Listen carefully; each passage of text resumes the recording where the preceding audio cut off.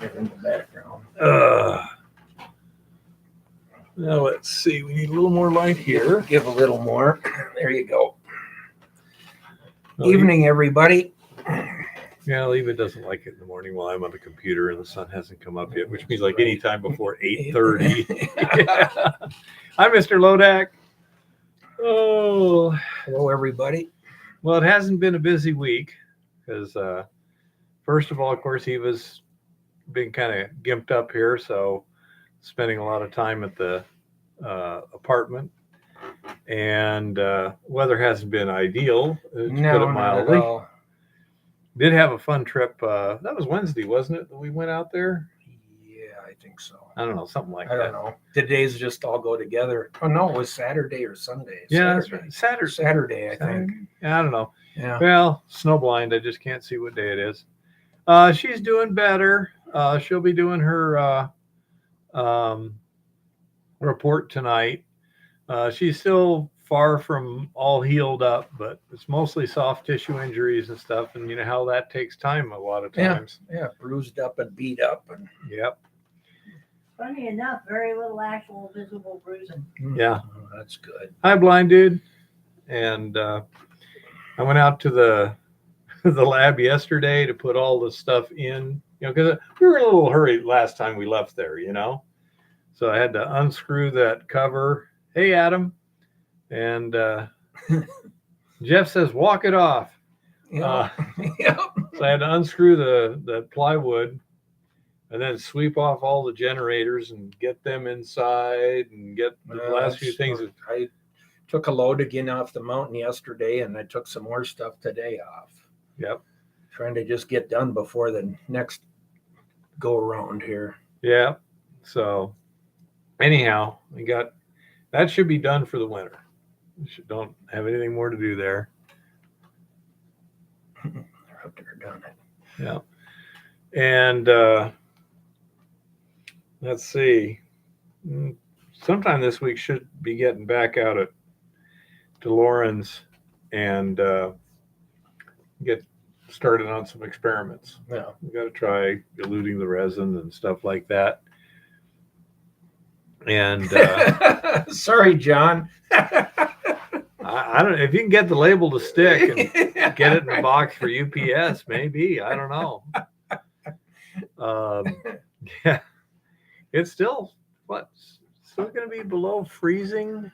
What the heck, my brother? It's really going to go cold on Wednesday. Yeah, Randy. Thursday. Hello.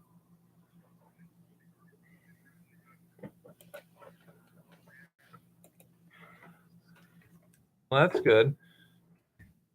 That's good, but I'm unfortunately on the middle of a live stream here. So, okay. Come on.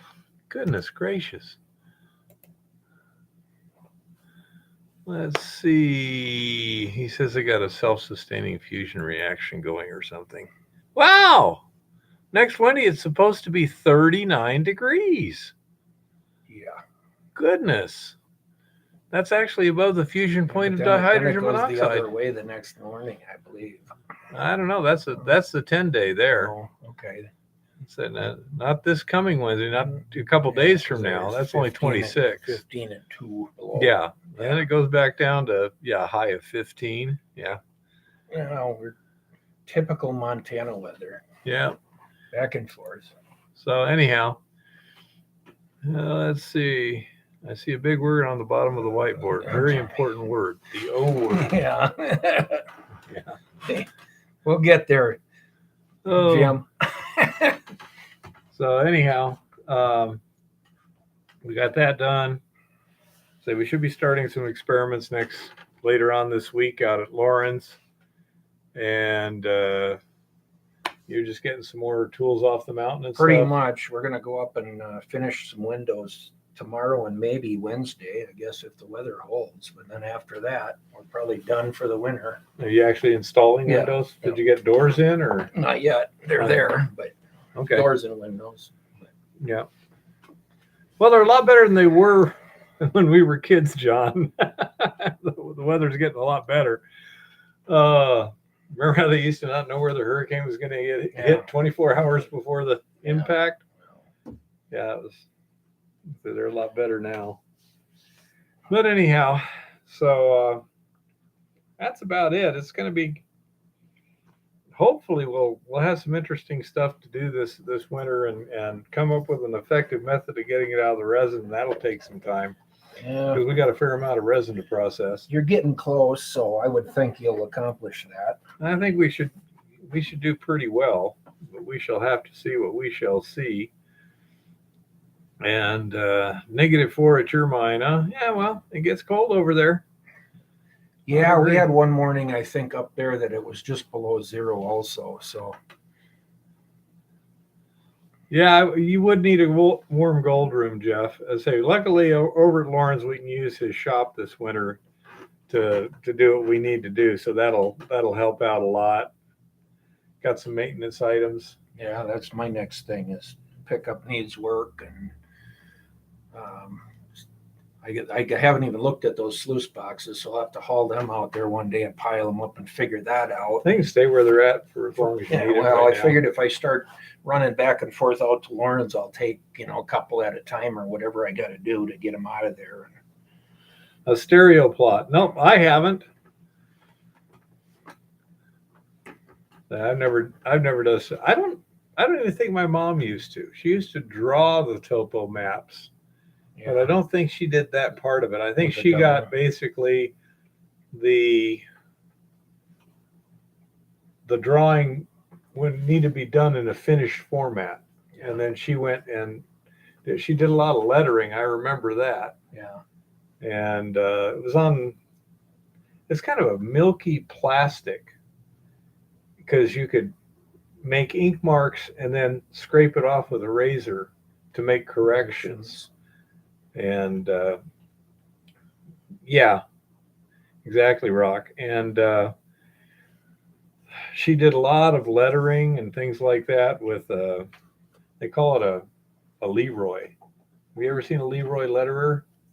Or Probably. It's got a device with 3 points of contact. There's the pen, and there's 2 tracking guides, and one fits in a slot. And then you have like a ruler with all the different letters in grooves, and you put the other pin in that, and then you set it, and you put the pen on the paper, and then just follow that, and it'll make a perfect duplicate. And she used to do a lot of that with drafting arm. It's like you slap in a ruler into the drafting arm, and then it would always be the same thing.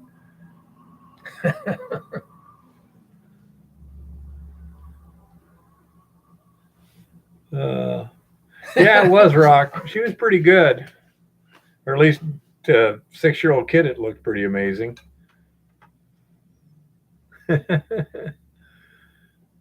But what I was doing this week was, instead of doing fancy maps, I was trying to take information from up that claim that we thing. There's some patented claims in there, and etc. And so I have to go to My Land Matters to get a map that has the patented claims marked on it, that has the ability to give you GPS coordinates from the cursor. Yeah. Now those are in decimal degrees, so it'd be like 26.4256 degrees. My GPS is in decimal minutes, so I'd have to have like 26. Right. Convert it all. Okay, and then the boss's, his does it in degree minutes seconds, and so does what's the name, Google Earth. Now you can actually input it into Google Earth in decimal degrees, and it'll adjust, and it just converts it. Right. You can't do it in decimal minutes though. Right. Oh man, brain fuzzed out. Yeah, and in your GPS you can change them, but you have to go in there and do that. I'm not sure if mine will, because mine's like 15 years old. So I don't know. I mean, it's an old Garmin. Most of them you can go in and change them. Yeah. And Eva's cell phone does the digital degree thing. And we had I had cell signal up there. So, Probably high enough up there. well, I think there's a watchtower over there. And so I bet you they have cell service for There. it. You know?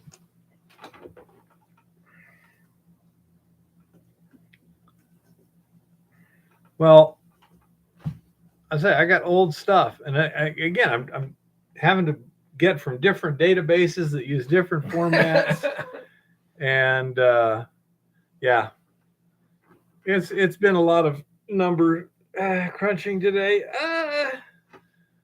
Yeah, and so that was it's tedious, but once you get it done, you only do it once, and then you've got a map, and you know where all the corners are, and there's a mine underneath it that I'm mapping off of another map that's just the cadastral survey. You know, this is an old map, all hand lettered and the whole 9 yards. Yeah. Probably, I really don't know. I mean, Turn of the century. this mine, it was, they were mining up there in the 1880s, 70s. Yeah, late 70s. Yeah. So I'm not exactly sure. I mean, they like stopped mining in the 20s.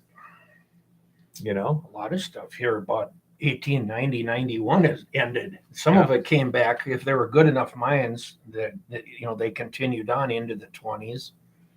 Yeah. You know, a few gold mines made it to 41, 42 there when they banned it, but not very many actually. Oh, you're absolutely right. You get rounding errors, you get survey errors. In this case, and some of them are basically like satellite on Google Earth. You got that error, where your cursor error, because instead of a nice fine crosshair, right, you got a thingy. Pretty good area there, covered. And it just gets really, really annoying. The nice thing is that most of it's on patented claims, so that it'll be a whole lot easier to just do something. If we want to go up there and just trench it, well, we can just go up there and trench it. Yeah, that's the nice thing. What the heck? Private land, you can get away with that. Yeah. And so they will have to see the workings are hundreds of feet below the surface. And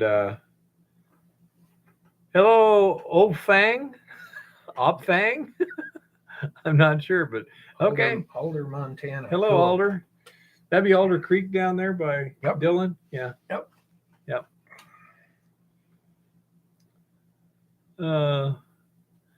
Mine gives you the error in feet that you're currently operating at. When we were up on top of the hill there, not in the trees, it was down to what? 6 feet? Something like that, little one? Mm-hmm. Get in the trees, it gets a lot worse. Oh, yeah. No, I've had corners that I marked and then went back and tried to, remark, and there was about a 50-foot difference. Easily. And that's with GPS. Unfortunately, they're accurate to a point, not totally accurate. Well, yeah, if you really need it accurate, you can use differential. They've got instruments now that are very expensive. Yeah, that'll get you right down to the... But a surveyor years ago I was talking to, he said, as long as you can get cell signal, this thing will get you within 1/100 of a foot. It's like, wow. Yep. And that's just it. You have to have enough satellites to get within, that close tolerance. Yeah. Differential GPS is good to less than 1 centimeter. Yeah, I say if you need that kind of accuracy, it is available. Oh yeah. The surveyors are using it. Just not something cheap. When you're just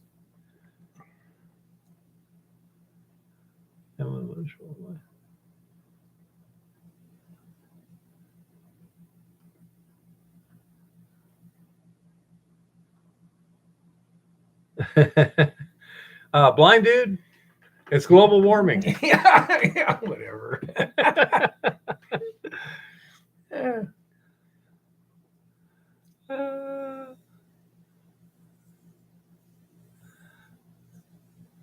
Yeah, Horton. Exactly. I say that these were all done. I say most of the stuff, the one we put in was, of course, just done with a handheld GPS. All the other stuff we're dealing with was mineral survey years ago. And I don't know if we're going to be able to find the corners or not. Believe it or not, sometimes you can. That's what's surprising. I found rocks that were actually chiseled into, they put the corner into a rock, or you flip the right rock, or a standing rock, it's actually there where it says it is. We were putting in one corner was near where one of the patented corners was. And there's a stake in the ground with a sign that says survey monument, do not disturb. And I'm like, bet you I know what that is. Yeah. So, we might need to do very little work. We'll just have to see, It's nice if you can go out there and find any existing corners at all, because then at least you've got reference. Yeah, just then you can adjust your stuff from that if you've got reference. Well, another nice thing too sometimes is if you do have those references, put in another reference yourself that's not quite as obvious, because some people just steal shit. Oh yeah. That's just, oh my God. Yeah.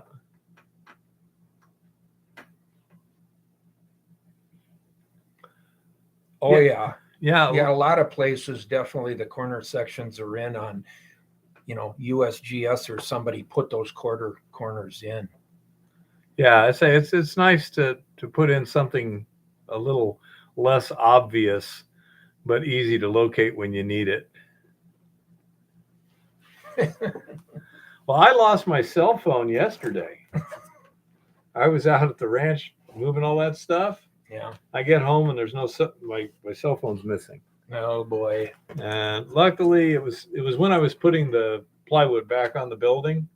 That's where I dropped, because it was laying on top of the snow. I was worried that when I was leaving and I was closing the gate, because a lot of times as I get out, the seat belt will kind of flip it up.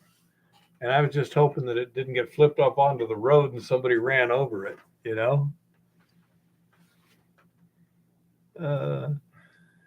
don't know. Do we have many eco fruit bats up here? Oh, I'm sure there's some. I think they stay inside for safety. They don't like winter, I don't think, but yeah, they're here.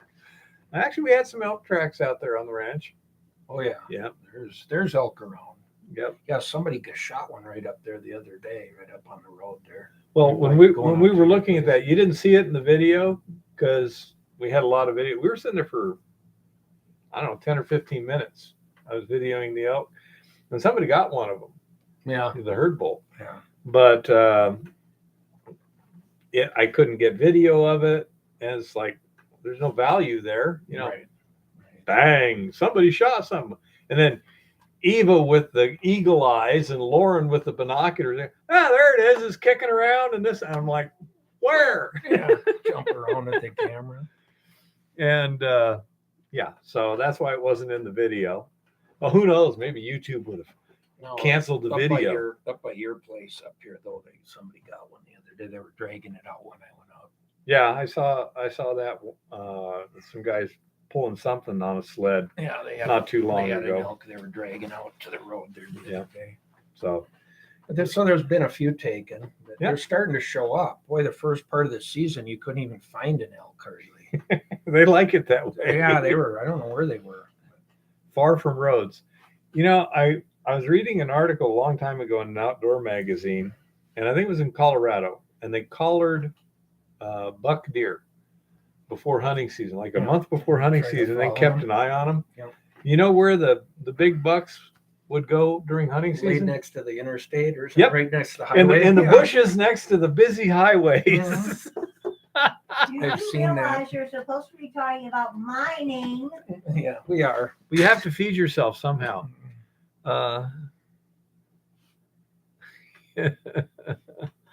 So anyhow, let's say when it comes to mining, let's see, little one, how much mining we do in the last couple weeks? Okay, we're not talking too much about mining because Well, we're gonna go It's there. frozen. We're gonna go on to add into what we started last Monday a little bit. yeah, and let's say it's doing a lot of research this winter will be what Well, I'm and doing. that's kind of what I've been talking about too. Yeah, you want to, like we did last Monday night, you want to start with gathering information. And that's what Keith's been doing, gathering information, gathering maps, then try to coordinate your claims opposed to the other claims around you and everything, figure out those corners and get those distances and Yeah, convert into GPS so you can find them. Yeah, right. So you in the can walk field. out there and find your corners. And Yeah. Hey, is Oxio here or not? I haven't seen him show up. Seen So him yet. if he does, let me know, because there's some research I'd like to have him look for, like geomagnetics and high resolution geologic maps. I think in that particular area, since it's an old mining there district, should be a bunch. Yeah, actually, another place I would check with, being at the Jay Gould, there was some reclamation work done up there. Oh, there's reclamation work done. Talk to DEQ Okay. and see what information they've got, because they keep a file on those kinds of issues also. Okay. And I've used them a couple times, and it's been quite interesting what they had in their files, because before they do any kind of work anywhere, on something, They got to research it. they'll research it. They'll kind of go out and do their own ground survey, and maybe a test well or a test hole or something. Yeah. Just before they start to cover things up.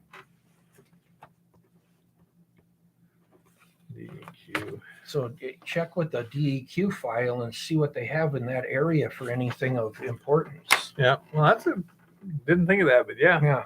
Yeah, LiDAR, the whole line. Oh, yeah. And say I can give Alex the section and then see what he can find on it. Yeah. Yeah. Don't forget Jim. That's what he is. Okay, Rock. Just let me know the center point. How about just a section? Section X of township this, range that. Does that work out? Because it's actually almost centered. Everything's pretty much just south of center. It's in the bottom half of the section. Yeah. But I'd like to know as much as I could about it, Yeah. No, and they more than likely did do LiDAR flyovers up there.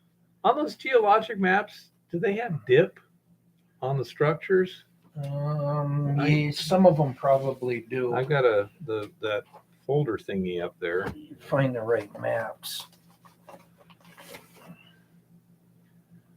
That's aerial magnetics. Jeff says yes, it does. I think so. On any of the bigger structures. Yeah, because we know that there's workings hundreds of feet down, and so if we can, here's a cross section. That gives you a good idea. It's mainly just the rock layers. I don't really see anything for. Yeah, they do. Yeah. Yep. There's a 25 to 26 degree. Yeah, 35, 23. Yeah, there is. So on the larger structures, you do have some of that. Yeah, because I know where the mine is. Mm-hmm. And I know how deep it is. If I knew the dip, right, you can calculate. Then I can figure out where the surface intercept should be. The vein is supposed to be tens of feet wide. Well, not the vein. The breccia zone is supposed to be tens of feet wide, even though it's hundreds of feet down. There's a good. That particular drift is 1,000 feet long. Right. So there's a darn good chance it intercepts the surface. Yep. And if we can find that, and if there's decent grade on surface, of course, that'd be the way to go. That air shaft is supposedly plugged right now. The portal's plugged. So you got hundreds of feet of air shaft and a bunch of dead air down in there. Yeah, this could be a little bit more interesting than I'd like right now, Well, yeah. Biggest thing is, can you get, something open to get it, to even get there?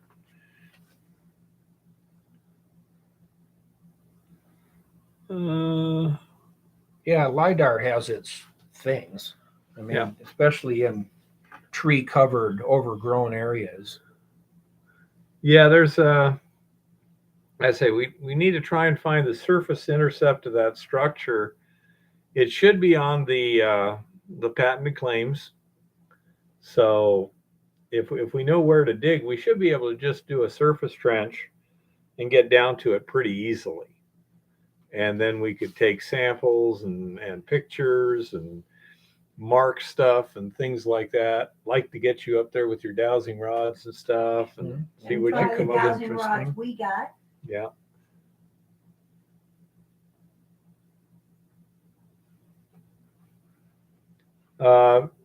Not sure, Jeff. Wouldn't surprise me. Was done in June. Wow, that's good. What did they fly with, Jeff? I mean, was it LiDAR? Was it magnetics? Was it everything? Any idea? I think they did some updated magnetics. They did As far it as 8 ways. They did, yeah, they did Oh. LiDAR too. I know that because we had some pretty good updated LiDAR maps here this summer. Do you have any idea where they're putting that data, Jeff? Did they put it on the internet? Oh man, well, in that case, Jeff, I'm only halfway there. But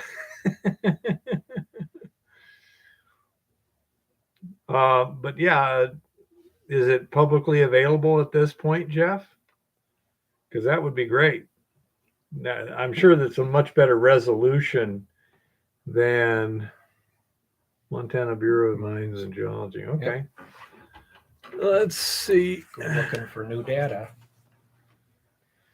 There you go. Because that's definitely stuff you'll want to have if it exists. For any of you guys would want that for a claim or an area you're hunting in. Any of that data you can get just helps.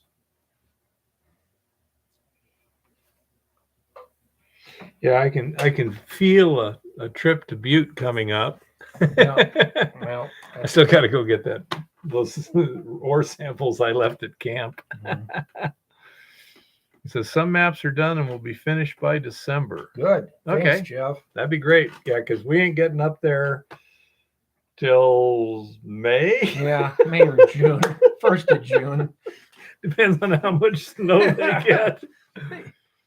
Yep. So yeah, we can get a lot of research done this winter. Yeah, true, Jim. So and we'll just see. And it may never happen. They may never get it finished.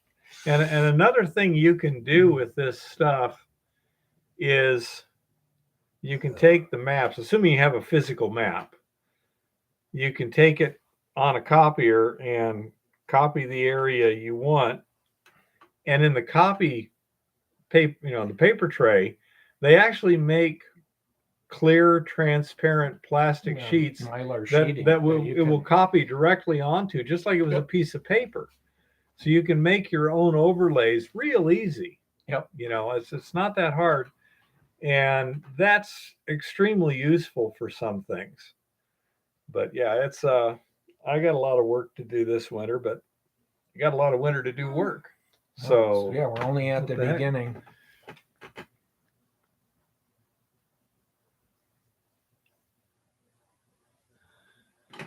Yeah, there's been a lot of activity up here this past year.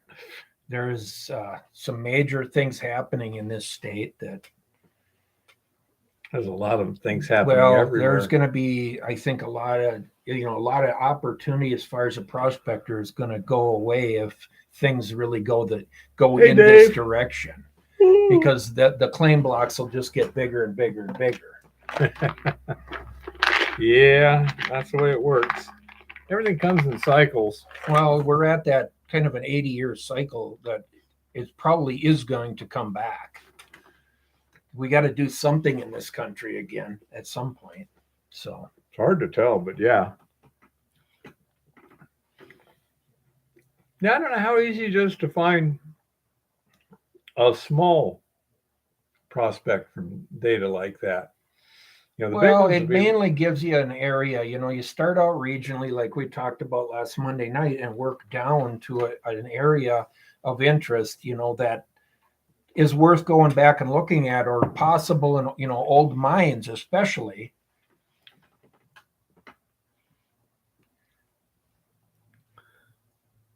Yeah. So But there was a lot of mines here that really did go 3/4 of 1 ounce per ton, and today's economics changed the value of that mine considerably from $20 an ounce in those days. It was a lot harder for them to raise money for an operation at that point too, where nowadays, if you've got something that'll pay. Well, what I'm saying, Rock, is you can see the portals and shafts and things like that. But to get an idea of what's good, your things like your geomagnetics and stuff like that tend to be fairly big targets. Right. You have to go out there and actually look on the Well, ground you to get small definitely targets. want to be looking for minerals and metals in an area that there is minerals and metals, though. You don't want to be wasting time out in the middle of somewhere that is a rock formation that means nothing. So all of that homework hopefully dials you into an area that is worth spending time looking. Yeah, I'd say it's going to be interesting. This winter is going to be very dynamic, more than usual.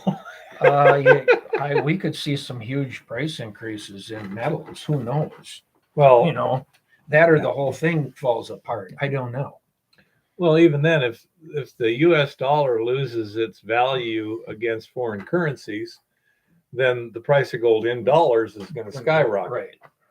So that's that really would help not. us. That's really not the gold changing value as much as it is the dollar changing. Losing Exactly. value. But again, if everything inside the United States is done in dollars, and so you should see a relative improvement.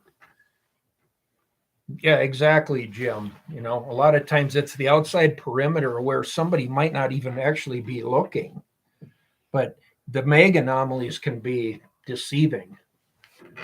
There's a lot more education needed there for the average person. But, let me see. Oh my goodness. There's just not enough room. Okay. Well, let's see. Let me go to thing, private window. I'm going to try and send you that information, Rock. And let's see. New message.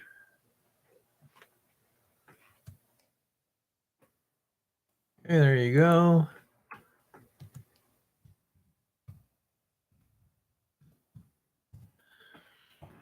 Okay, and let's see.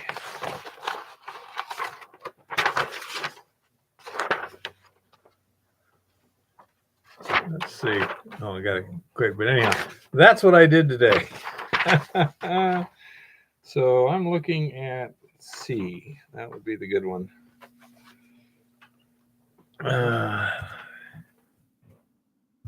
Right. 5.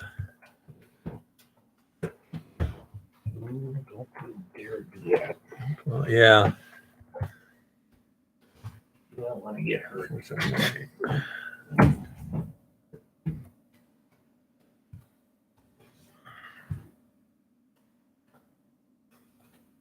Okay, Rock, I sent you the coordinates of the one part of the air shaft. And basically, going out from there is where I'm interested in.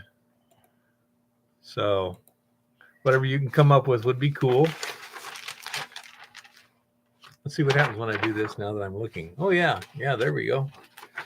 Pain in the butt. It's all fun. Let's see. 3 ounces per ton is great, but only if you can get 3 grams per ton. You can only get 3 grams per. Well, it depends a lot.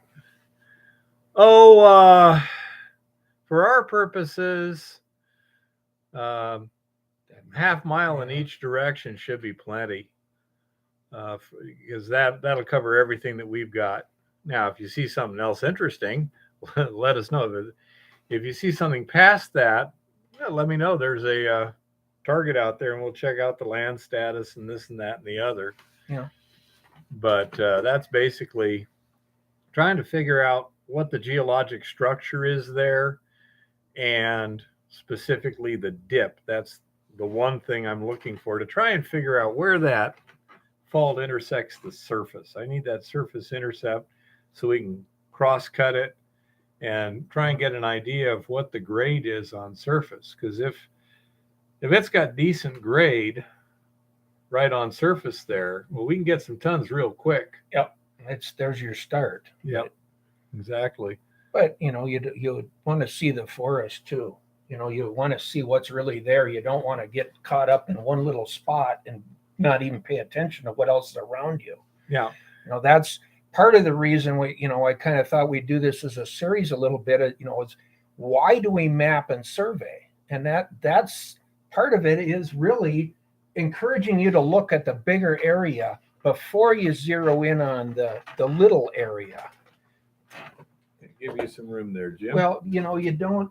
That way, if you do start pulling some assays and test samples or digging holes and stuff, maybe if you've looked at the bigger picture, you've picked out some far better targets than what you would have picked out when you just walk up there and grab samples off the top of a pile and walk away from it. Well, there's a pretty good dump sitting there from the that air shaft, and that might be interesting to sample that dump. Definitely. Because can you talk about the contact zones? Not where I'm at yet. If you want to know about in general. Jim knows a lot more we than I can do. get into that, Jeff. I really kind of first wanted to just start about why are we mapping or surveying an area, and that really is to encourage you to look at the area a lot closer. The more you understand that area, the more possible it becomes to predict where you really should be looking. Little one? Yes. It wants the machine password. Ideally, you want to try to visually do your field work first, as far as map all the known workings, all the things that you know about the area, fault zones, rock contact areas, alterations, Back of the machine. outcroppings, intrusives, your limestone. Ideally, if you can map as much as you can find about the area, quartz veins that are surfacing, non-conforming rock that you don't understand, put it on your map. Because the bigger and better the information is, eventually it all means something. Oh, of course, it's on that side. Couldn't possibly. Yeah, definitely, Dave. We try to look up history and anything you can on an area that you're looking. You definitely want to know everything about the area that you can possibly know. And eventually that'll all factor into your data.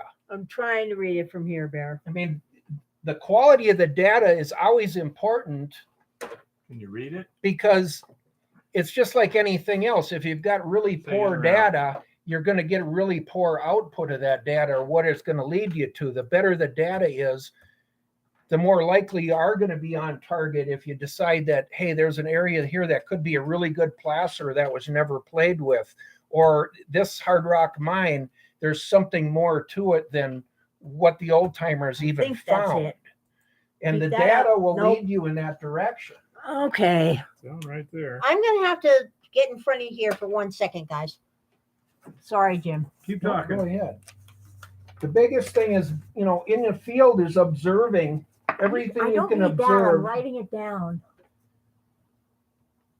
and to question things you don't understand, or why two pieces don't fit together of that puzzle that you're looking at.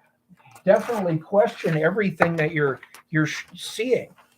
Oh, Yeah, grief. we know, Jim. I mean, the more you can learn about an area that you're working in, and then get on the ground and start to do this stuff, mapping the structural knowns, rock changes, alterations, intrusives, nonconformity, outcrops, quartz veins, anything you can put on your little map in your notebook, or take pictures of it, take video of I it, am. GPS coordinates. Try to put a picture together that eventually you can sit back and study, whether you're sitting at home on the couch or you're sitting up there on the hill. You can start to see, how does all this interact and fit together? And it's going to dial you into areas that are going to be well worth taking your metal detector out for, or digging a hole. Definitely, Jeff, this is the winter work. Data means a lot.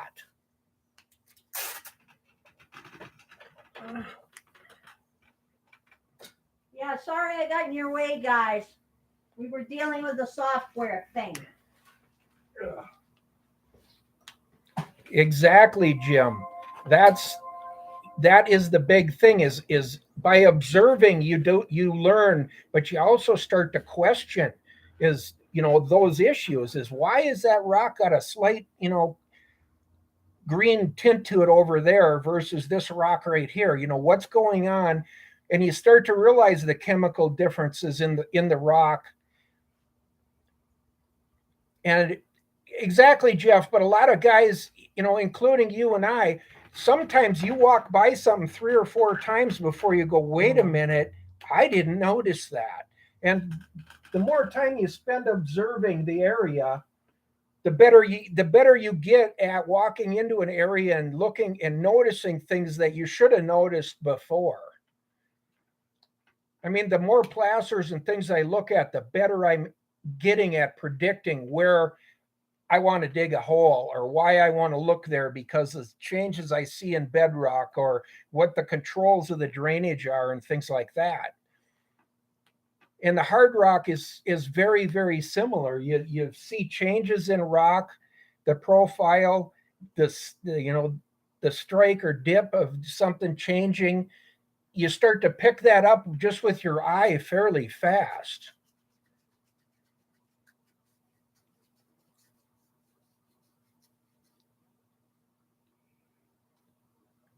Well, that's something to really pay attention to, Dave, is if you're finding free milling, samples on something else, the more you can understand the area, you might be onto something big there. They've got, you can look at the maps. I mean, just regular surface mapping. Yep. And you can see structures are long, linear, parallel, because they're just hole hole after hole after hole. Yep. Yeah. Yep. And the more of that you can document on your own mapping, and that, the better it becomes, really, because you start to see how those paralleling structures lay out. And you can also look for structures that nobody found yet. Maybe the richest one out of all of them hasn't even been found yet. What are the odds on that? I think they're good, because so much of this, the guys that were here mining they were good miners, but they didn't have the geologic knowledge that we do nowadays, or the opportunity to test stuff like we do. Okay. So I think there's a lot of opportunity out there as far as to really find another big discovery, but you're going to have to spend time and effort to go find it. I hate that part. Yeah, well, that's the part that everybody Oh. kind of gets hung up on, because you want to be able to drive somewhere, jump out of your truck with your metal detector and find gold. Trip over a And nugget, yeah, right? right. And it does not work that way. Damn. The more you can understand the area and what you're looking at, the better off you're going to be at dialing in on those areas that are going to pay off. Man, this is like complicated, or well, something. it gets a lot more complicated. That's the thing, is the thing is, though, is you increase your odds. It's just like hunting or anything else. The more you know the game that you're after, the more opportunity that you're going to get yourself into by being in that area. Yeah. Why not, Jeff? That's what happens on Gold Rush.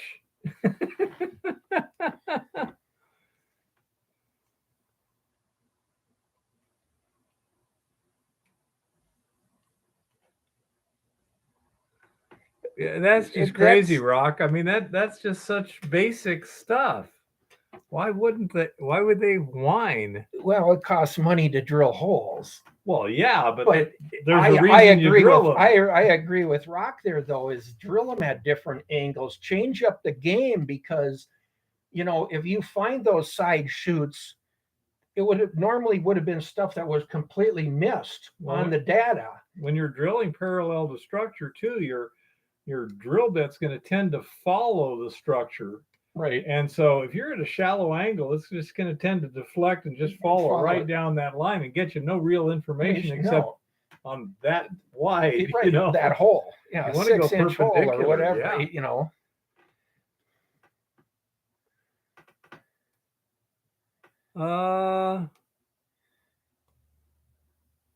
Well, I think I know where I might be able to get you one, John. Yeah. In Helena. I might know somebody who has one of those. Yeah. They did a year or so ago. Yeah, I think he has a few of them. Could be. Oh, don't forget about the cats, Bear. Oh, yeah. Let's do that when you're on, little one. Okay.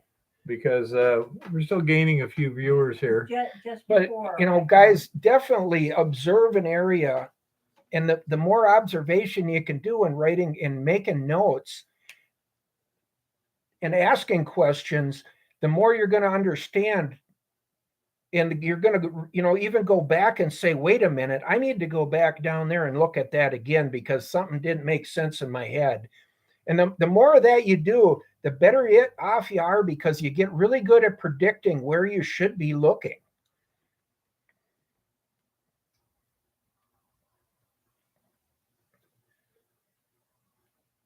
Yeah, we'll see what we can figure out on that this winter, Dave. I gotta do a little work on the truck first, unfortunately. So far, the engine's holding together. That leak keeps plugging itself back up again with the coolant sealant I got in there. Oh boy! But yeah, that's the driveline vibration. We need to get those spring bushings replaced and keep working on it. Yeah, I've got the bushings. It's a pain in the butt. Yeah. And right now, Lauren's got a lot of stuff to catch up on too. So that's early part of winter. That's what it is fix your own crap first. Yeah. Get ready. Well, I'm figuring Eva can be doing experiments while I'm helping Lauren in the shop there and kind of earn our rent that way. Yeah, fabricating things back together. I think we may have to rebuild that RC46, or at least the jaw, because the jaws now is so worn that the chunks of rock that are getting through are big enough they won't go through the rolls. They just sit on top, and that doesn't work. Nope. So we're just going to have to, I'm going to have to do something Tighten about up that. the jaw. Yeah, get it. No, there's no coolant in the oil. And there's no oil in the coolant. It's directly into the cylinder. And no, exactly, Jeff. Some of this stuff I've walked by it 6, 7, 8 times, and all of a sudden I notice one little thing. And what's surprising is you should have noticed it the first time you walked there, but you didn't because you were looking at everything else. But the more you do learn on a given area, especially if you've already got a mine there or something, the more you can learn about everything around it, the better your chances of finding those, paralleling structures like Dave's talking about or whatever here, that you may be able to build on what you've got or the little area you're working in and get onto something that's completely been missed throughout history. Nobody found it. And that's how you find this stuff. Hey, Tricky, how's it going? Have you kissed your little ones today for Eva?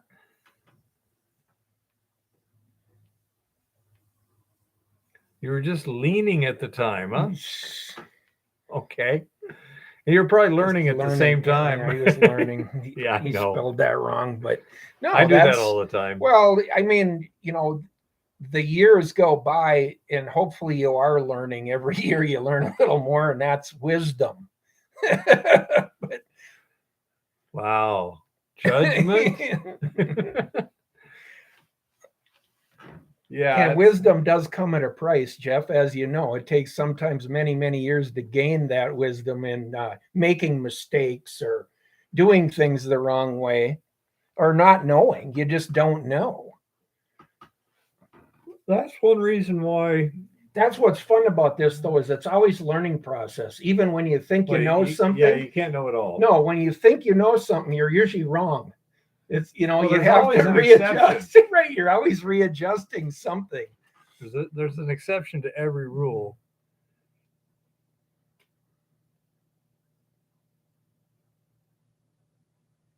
Isn't that interesting, Jim? How, big companies definitely, I mean, just because somebody else was there doesn't mean there's not something there. It's just going to take the time and the place has got to be right when somebody actually figures it out. Yeah.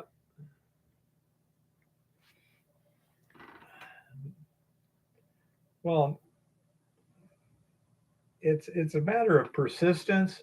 You got to be persistent. There's luck involved. It's but more. The more times you roll the dice, the more you learn. The more times you're going to get a 7. No, the more learning you do, the better the end result will be. You definitely have to be a persistent person.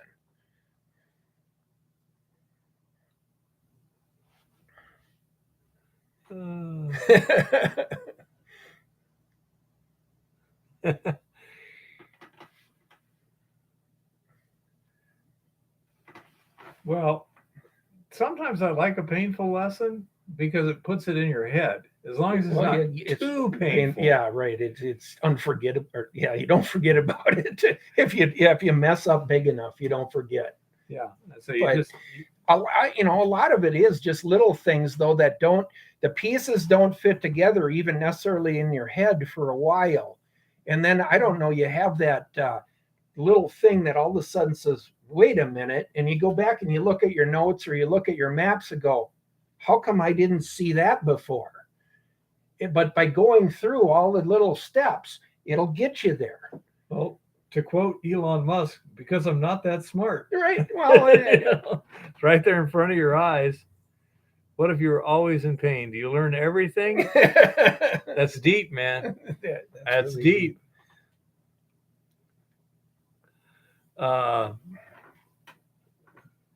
Eva should be really wise. Oh, she is. Maybe there's something to it.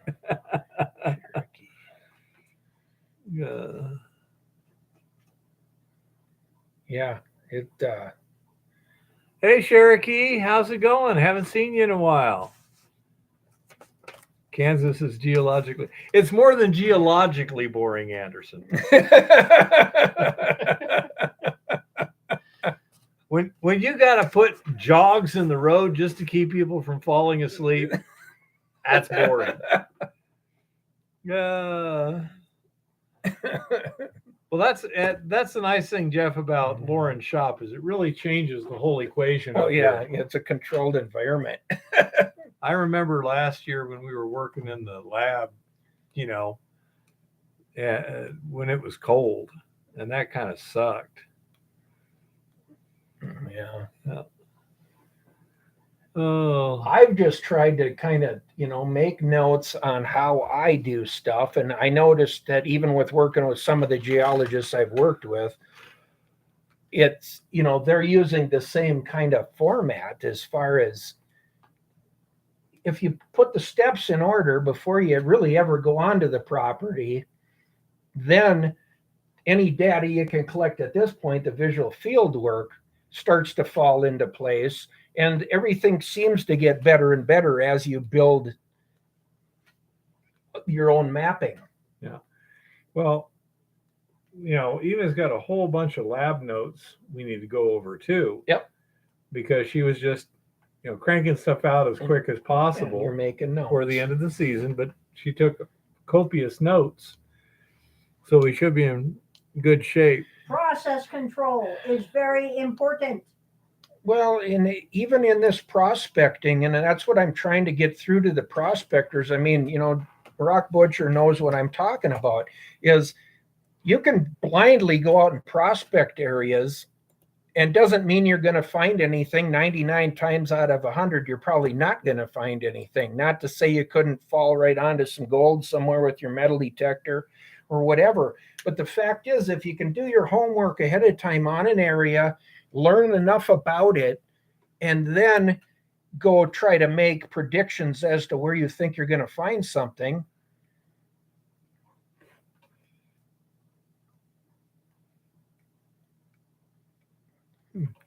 Yeah. This lady was interested. Okay, call Lizzie Jenkins tomorrow, huh? So, oops. Oh, touched. I don't know. Even if you start on a regional scale, which is what I suggest, is pick a county or an area and then start zeroing it down from that level to a specific, drainage or creek or whatever. There we go. That's ugly. Okay. Well, that's pretty.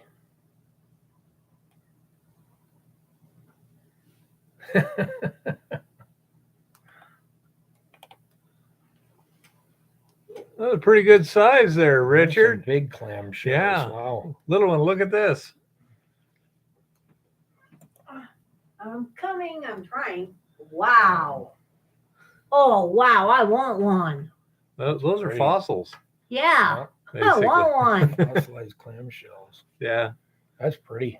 Yeah. That's beautiful. Do you have any specific advice for him there? You don't get much. I mean, I guess you just have to check the black sands to see. It's a beach deposit. It's a paleo beach deposit, I guess you would call. Huh.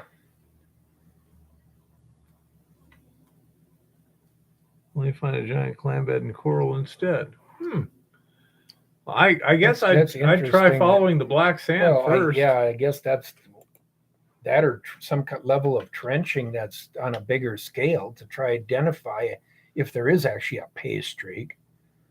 Can you get claim maps from the BLM? No, Is you that basically new? have to go onto the website, Yeah, and that's as close as you're going to get. The other thing you can do, Wolfman, is check with BLM in a specific area. If you're going to be, within a specific section or something, ask them who's got claims in there and if you can get the maps, because then you can figure out where those claims actually are. Find the share screen button. I have no idea. Yeah, we're not. You know what set up happens for- when I mess with stuff. Yeah, we're going to try to stay with the show, Joe. Try we to. will. Yeah.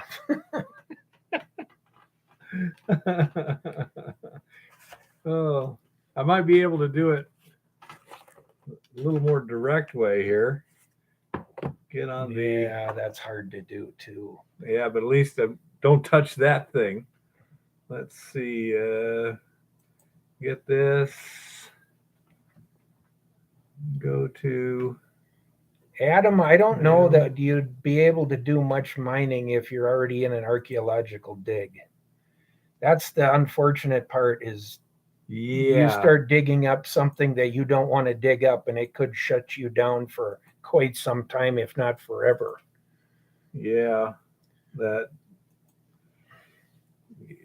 archaeology and mining do not go hand in hand. I know. Well, archaeology and a lot of things don't go hand in hand. Come on. I like archaeology. Well, yeah, I know, but if you're digging a new highway in and you Yeah. come across some graves of some, Native Americans or whatever, Well, it can be a bad thing because it stops the whole project. Oh, shut up, you stupid computer.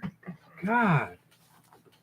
I don't know. I'm thinking about that guy a couple of weeks ago in Scotland that broke ground to dig a new basement for his house, and he found a hoard of Roman coins. Yeah, well, see, that'd be You know, fun, now but that's my he kind of probably will never get his house finished. It's an archaeological dig. Well, the government's just going to steal them all anyway, but man, that would be so cool just to stare at them for a while.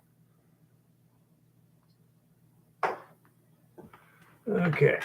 Yeah, David, you'd have to familiarize yourself with the BLM program. But once you do and start to get kind of the feel of how to make it, how to get where you want to get to within it, it's not too bad.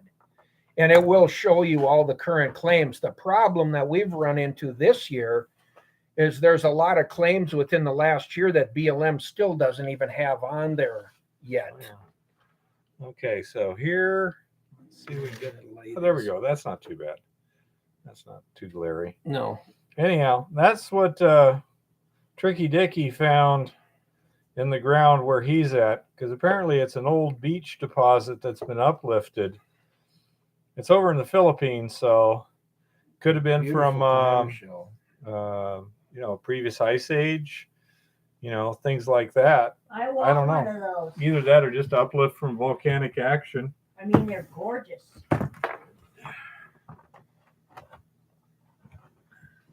See, I managed to share the screen the low-tech way. Yeah, John, it isn't too bad to get topo map, local topo maps and Penthouse. stuff. That stuff's still I want readily one. available. Yeah, you can still get topo maps. 7.5 minute series Yeah, and the 15-minute series. More Yeah. than 7.5, I think. Yeah, some of them you can actually get right here, like in Helena, here at the hunting stores and stuff. Yeah, Rock, that would really mess up the mine plan. Absolutely. Yeah. Oh my goodness. Hey, Scotty. Oh, more caffeine.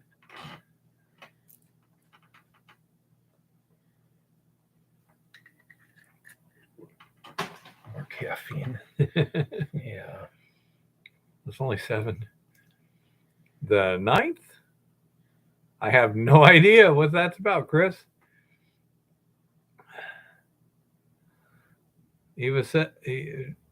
Tricky says, Eva, I will send you one. Let's see what we can get. Maybe a few pearls also. That would be weird. Pearls.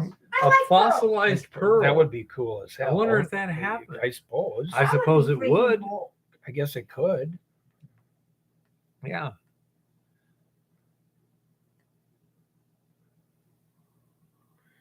Yeah, that's too bad, John. Yeah. When you have that data, you kind of don't want to lose all that data. My little library is just full of stuff, and some of it I can't even find. I got so much of it, but Well, that's why I gave you 2 copies of the bead yeah, I sizes. know, right? Put it in 2 different places. Yep. Falkirk. Is that in Scotland? Yep. Scotland. It's Scotland, eh? Yep. I like both the Scottish and the Irish accent. Sounds do. so cool. I do too. I used to like going to the Highland Games because of that, I had a friend of mine. He was pretty smart, except he had a drug problem. But he said 2 things to remember about the Highland Games: don't eat the haggis, and don't enter the caber catching contest. Oh, why is it so many smart people get hooked on gambling too? I don't know. But, I mean, my son, he's got a got a high intelligence, but he's got a gambling addiction. challenge. And little John Or had a something. gambling addiction. Challenge or something. That's where, well, you can gamble doing this. That's Yeah, but you can go mining. It's getting get excess. a lot of exercise. Exercise. Too, yeah. And I think in general people look to find things. You look to find things that are of interest to you, and some of those might not be good for you. Whether sitting there turning into an alcoholic or whatever, it's not always a good thing. well, I don't know about the neeps or tatties, Tricky. I have no idea what those are. Haggis doesn't sound too good, but Cornish pasties are good. Exactly, David. Everything's a gamble, but it's a lot more fun to actually go out and do some actual learning, put that energy into something that, maybe down the road really turns into something versus wasted energy on something that ends up costing you everything. Yeah. Rock says, Reclan Farquhar, son. I have my kilt in officer's colors. Last time I was for my dad's funeral. My uncle said, Jimmy, the last time I saw knees like that was on a horse named Trigger. Ooh. Rock says neeps and tatties are good, whatever they are. Something in potatoes, I believe. Yeah, Dr. Becky's pretty good. Neeps is turnips and tatties are potatoes. Yeah. I said potatoes and something. I didn't know what these I've had Turnips and potatoes. turnips with a very sweet sauce on it. They were pretty good. Yeah. But potatoes, of course, oof, there's lots you can do with potatoes, but I can't anymore because they got too many carbohydrates. Oh, but anyhow, yeah, I used to have a lot of fun doing kettle corn at times. Yeah. Some weird stuff, see some weird things, and Get to some different programs. oh yeah, you never know. Who'd be calling up? Hey, could you kettle corn at our fill in the blank? Put neeps in my moose stew, and kids can't tell the difference between them and tatties. I agree, Rock. Never tried that. If they're cooked, well, when we make pasties at home, we'll put turnips and potatoes together in them. That's how they're supposed to be. Daikon can be used as a substitute for potatoes as well. And turnips are good, I think. But I don't like that, David. Doesn't work for me.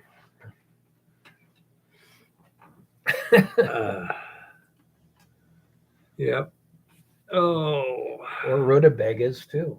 Mm-hmm. Rutabagas in pasties work out with potatoes too. You I want don't know if I've kind of ever a had mix.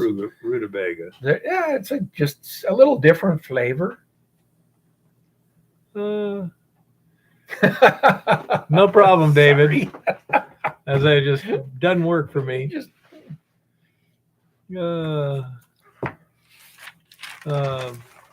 I'm thinking of it here, yeah, we got a fair number of people here before Eva comes and does her thing.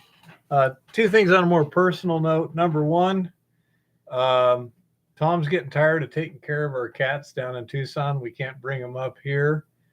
So if anyone in the general vicinity of Tucson wants a couple of nice cats, house cats, they've been spayed. Spayed, well behaved, and everything. We need to find them a good home. We don't want to have them put down or anything like that. And also, I've got we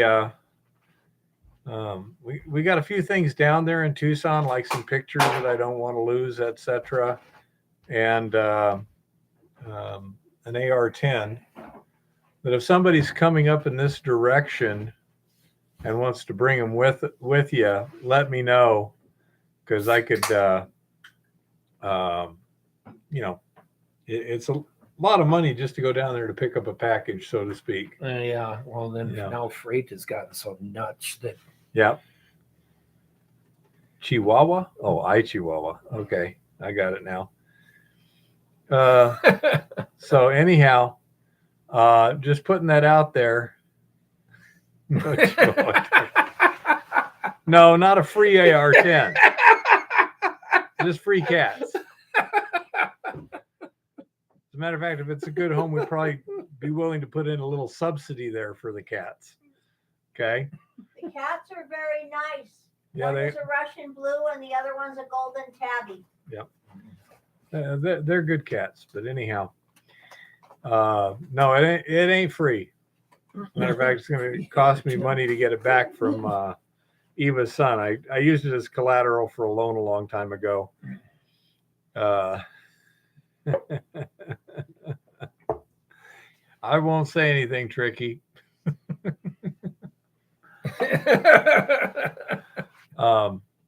But yeah, I say it was. I needed to borrow some money from him several years ago, and I I don't like just borrowing money. So basically, it was a, kind of a collateralized loan at a. There you go. He didn't pay near the free market value for that, but then I got the right to buy it back whenever I want, and I think now would be a good time to try and get it up here. But anyhow, so I say if anyone's coming up this direction and wants to bring a couple of things, let me know. Aside from that, no big deal. But yeah, the cats, if you know anybody in the Tucson area or something like that wants a couple of good house cats. Ryan said he would drive them to some place like Phoenix. He'd drive them a few hours or whatever if somebody wanted them. Yeah, we can deliver to southern Arizona on the cats. Okay. But anyhow, so that's just a little personal item there.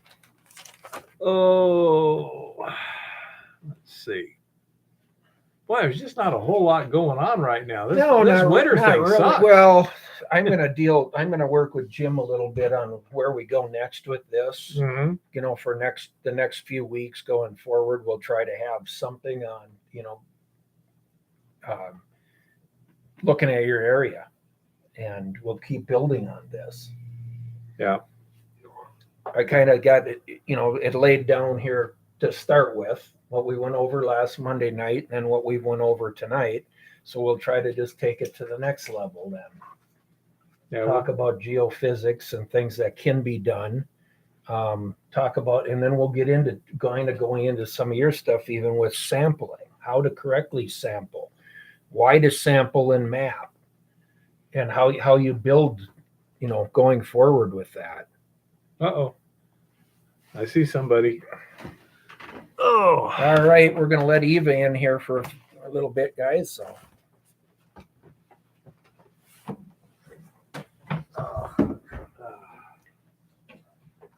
Hi, everybody.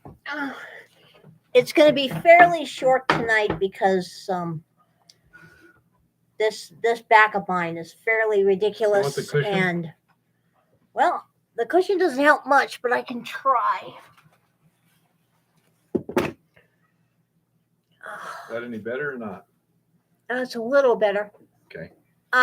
Rock Butcher says he went going through some old boxes of this and found a bunch of good papers on placer deposits. That would be cool. Hi, Kodak. Yep. Hi, Tricky. Well, Chris, the coccyx is so. The L1 and the T, whatever next to the L1, are not feeling so great right now. I think it's T12. Hi, Rob Bob. Oh, no, it's not a donut cushion. I wish it were. He needs to buy me one. Tell him to buy me a donut. Hi, Wolfman. Hi, David. Well, Tricky, I broke my back. It's actually the top L and the bottom T vertebrae are broken. My coccyx is in bad shape.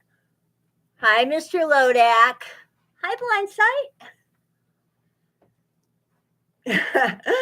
Well, Rock Butcher, if we had a Circle K here, but I'll tell him to go get one at Walgreens. I meant to tell him today. Get what? A donut cushion for me to sit on. Okay. I meant to tell you to get me one because I could use one while I'm stuck sitting on my butt in bed. It's ridiculous, people.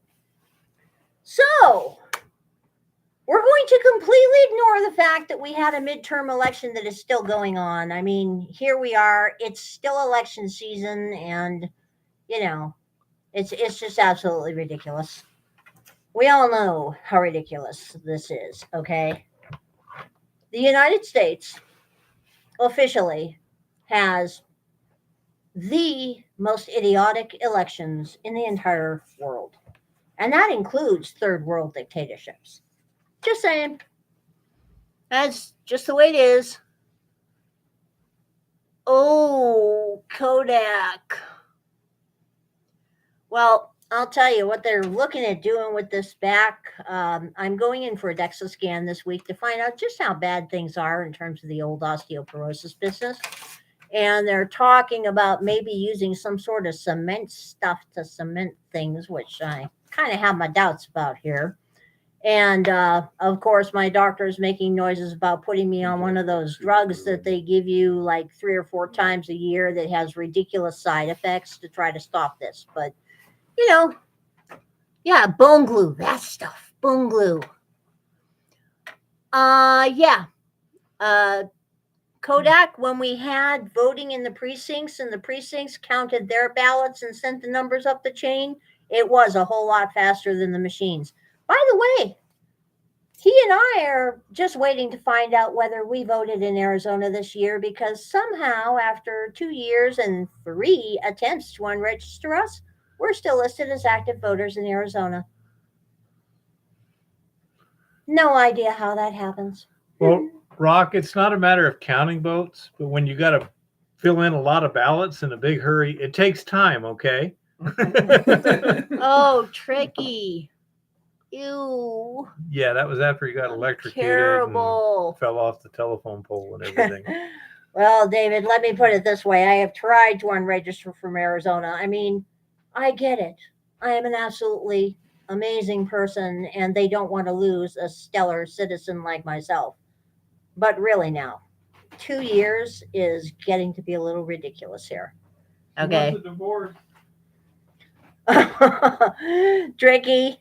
Oh, now that's a man after my heart. Tricky's here offering me hard drugs. Whoa. We know how that is. So, there has been some rather interesting news in the mining world. I read an article today, and it was actually in one of the financial journals, as a matter of fact.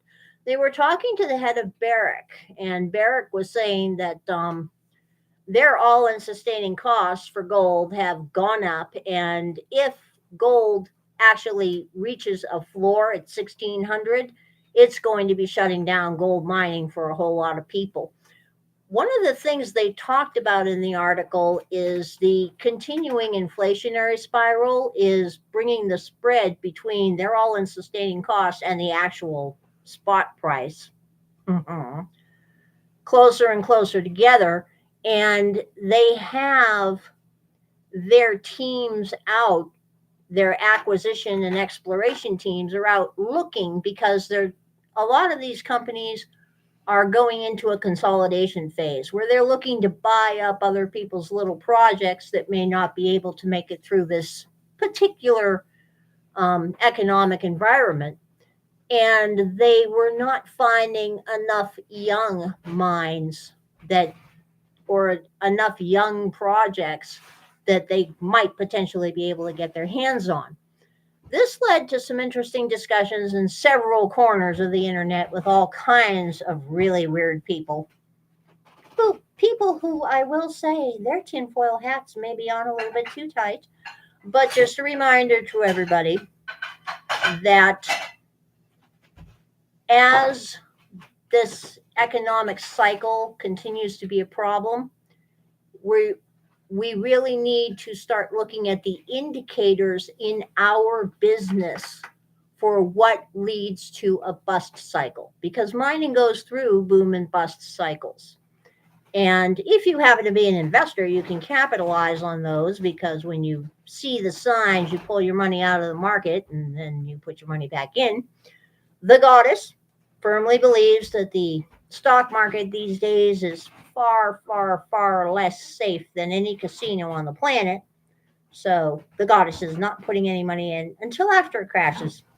That's when things get good. But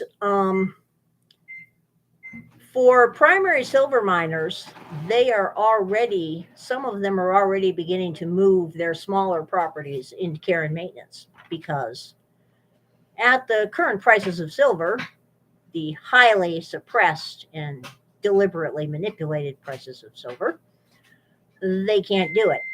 Primary gold miners are a lot luckier in that regard, because the spread between sustaining costs and spot is a lot higher in primary gold than it is in primary silver, because of the types of deposits that they tend to be in, apparently. So what those who are interested in following silver need to watch is copper mining companies, because currently the majority of the silver that we get, that is retail silver that comes to people, comes as a co-product from a copper mine or a zinc lead mine or a base metal mine of some kind. So when we are looking at what to watch in the silver side of things, we need to look at copper mines. When the big boys start drawing down, when they start having less output, when they start adjusting their forecasts, when they start letting their investors down gently and toning down their sales language or moving into care and maintenance, that is the time when we need to be ready to back up the truck. Now, in gold mines, there seems to be, and maybe Rock would like to weigh in on this one, but some of the people I've been talking to in the pure gold mining side of it say when it comes to pure gold, the guys you want to watch as your canary in the coal mine, so to speak, are the iron mines. Now, I can almost see the reasoning behind this. Apparently, for some bizarre and unaccountable reason, even though they're not in any way related, it's not like you're getting gold as a co-product or a byproduct out of an iron mine. That does not happen very often, actually, according to the people I talk to. No.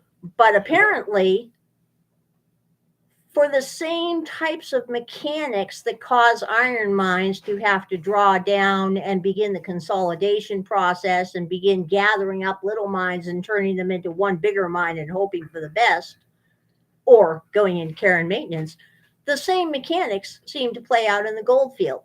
I still don't know why, so I'm talking to more gold people to find out, because it's quite interesting. But Barrick's forecast is that gold should be able to maintain strong support above about 1600.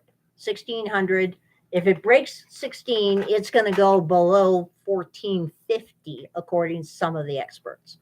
It should have extraordinarily strong support at 16, because 16 is just about the limit where you're going to run into, we can't ship. It ain't going to happen. And they will hold.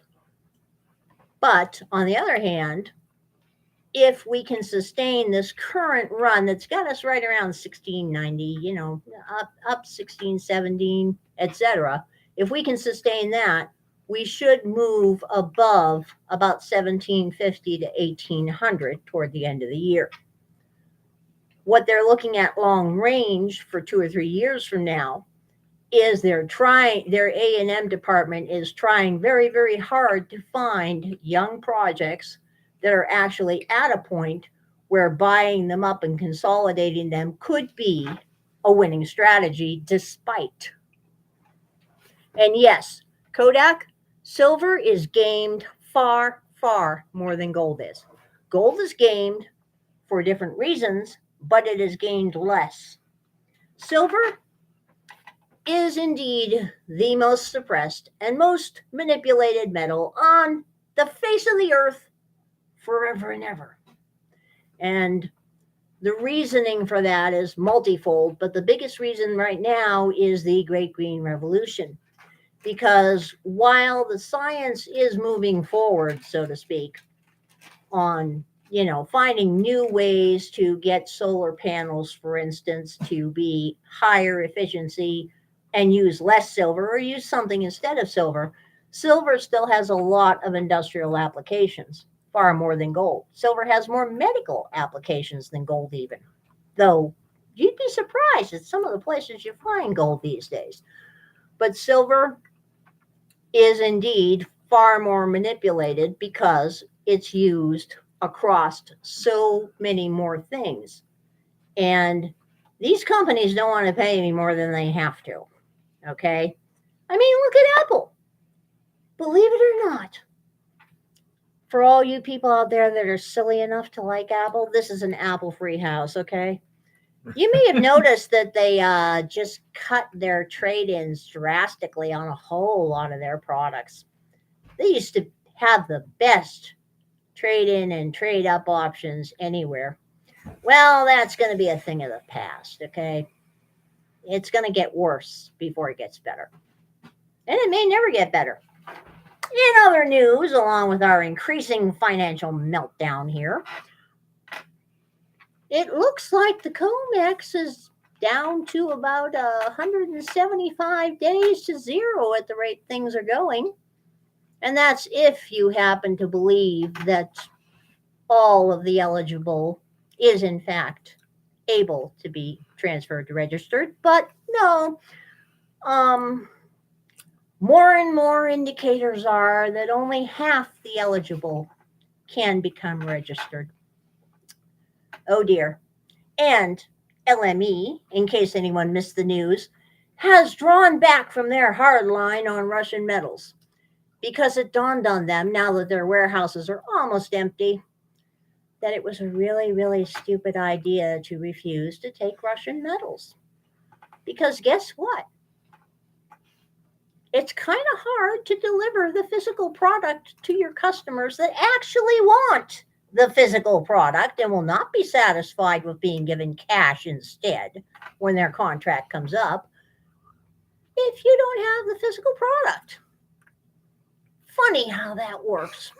Or at least funny how that works in the world of metals.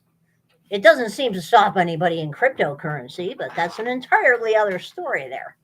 You know, it is an entirely other story.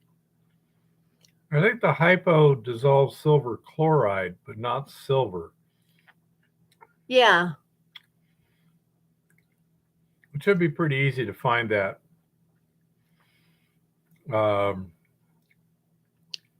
Does it? Are you just talking bleach by itself, or do you need to put some hypo in there too, Rock Butcher?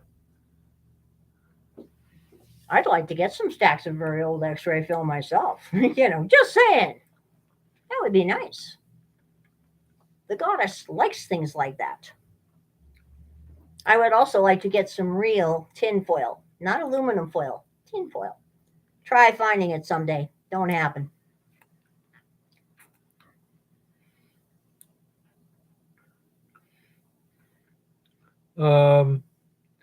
Rob Bob, if you send me an email, I'll try and get something a little more specific back out to you. If somebody doesn't want to type it in real quick here.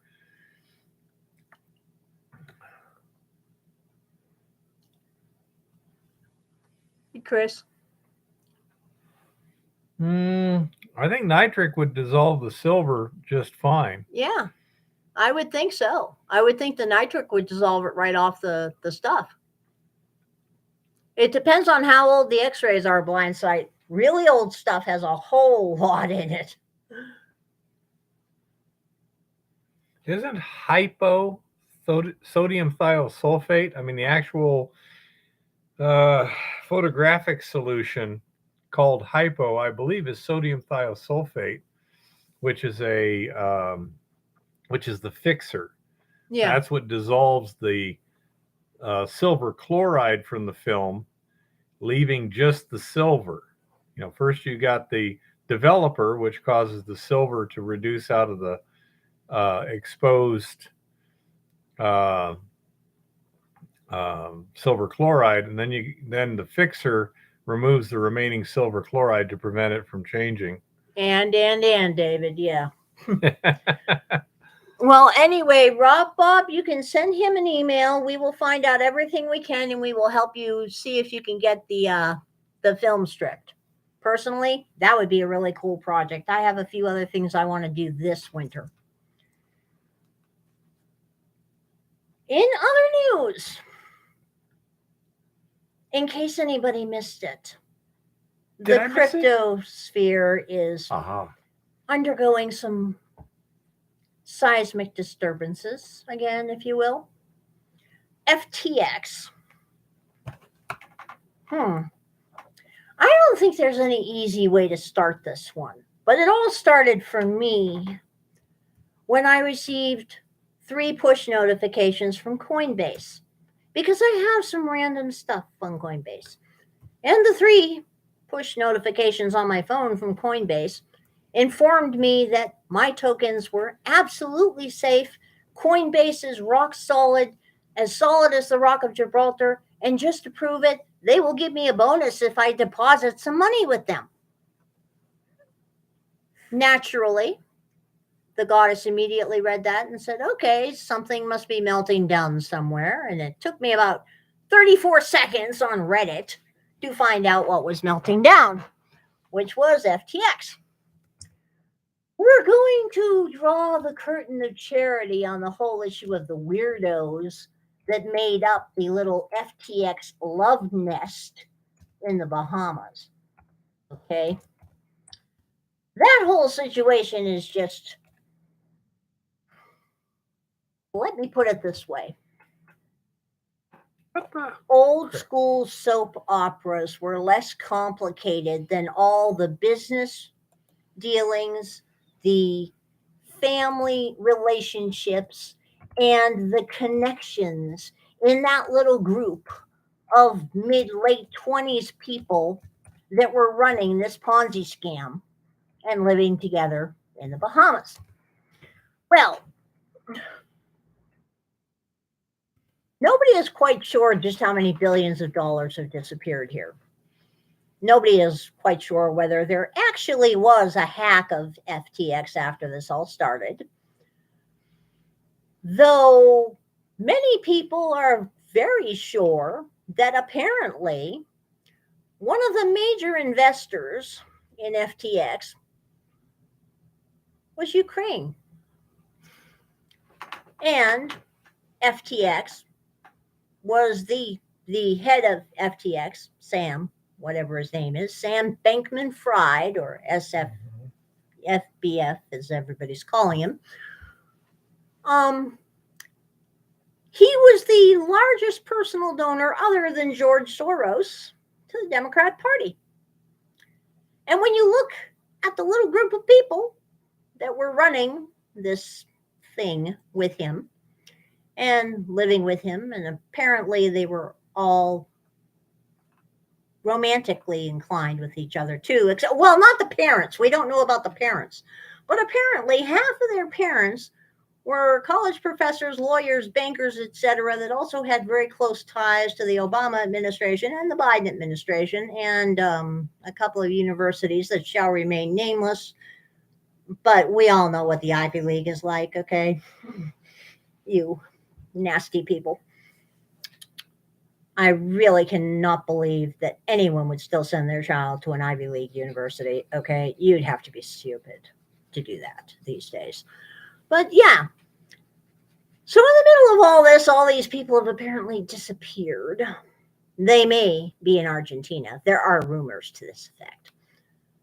And it's pretty much a given that they are never, ever going to be hauled into a court in the United States anywhere, because that doesn't seem to happen very often with these type of people for some bizarre and unaccountable reason. But in the middle of all this, Binance stepped up and sent out a very nice email to a whole bunch of people and said they are putting together a rescue fund. This is going to be a great, fantastic, wonderful thing that's going to help some of these companies that are totally wonderful, fantastic ideas, but maybe a little bit shaky right now, get some liquidity going on. Interesting. It also came out in the middle of this business that quite a few hedge funds are currently having to apologize to their very many investors because for some bizarre and unaccountable reason, their money was parked in FTX.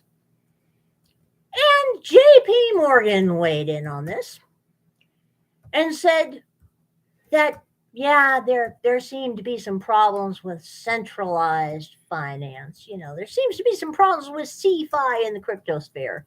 But DeFi in the crypto sphere isn't a problem at all. And we think that the crypto sphere is a great place as long as it's all brought together and regulated.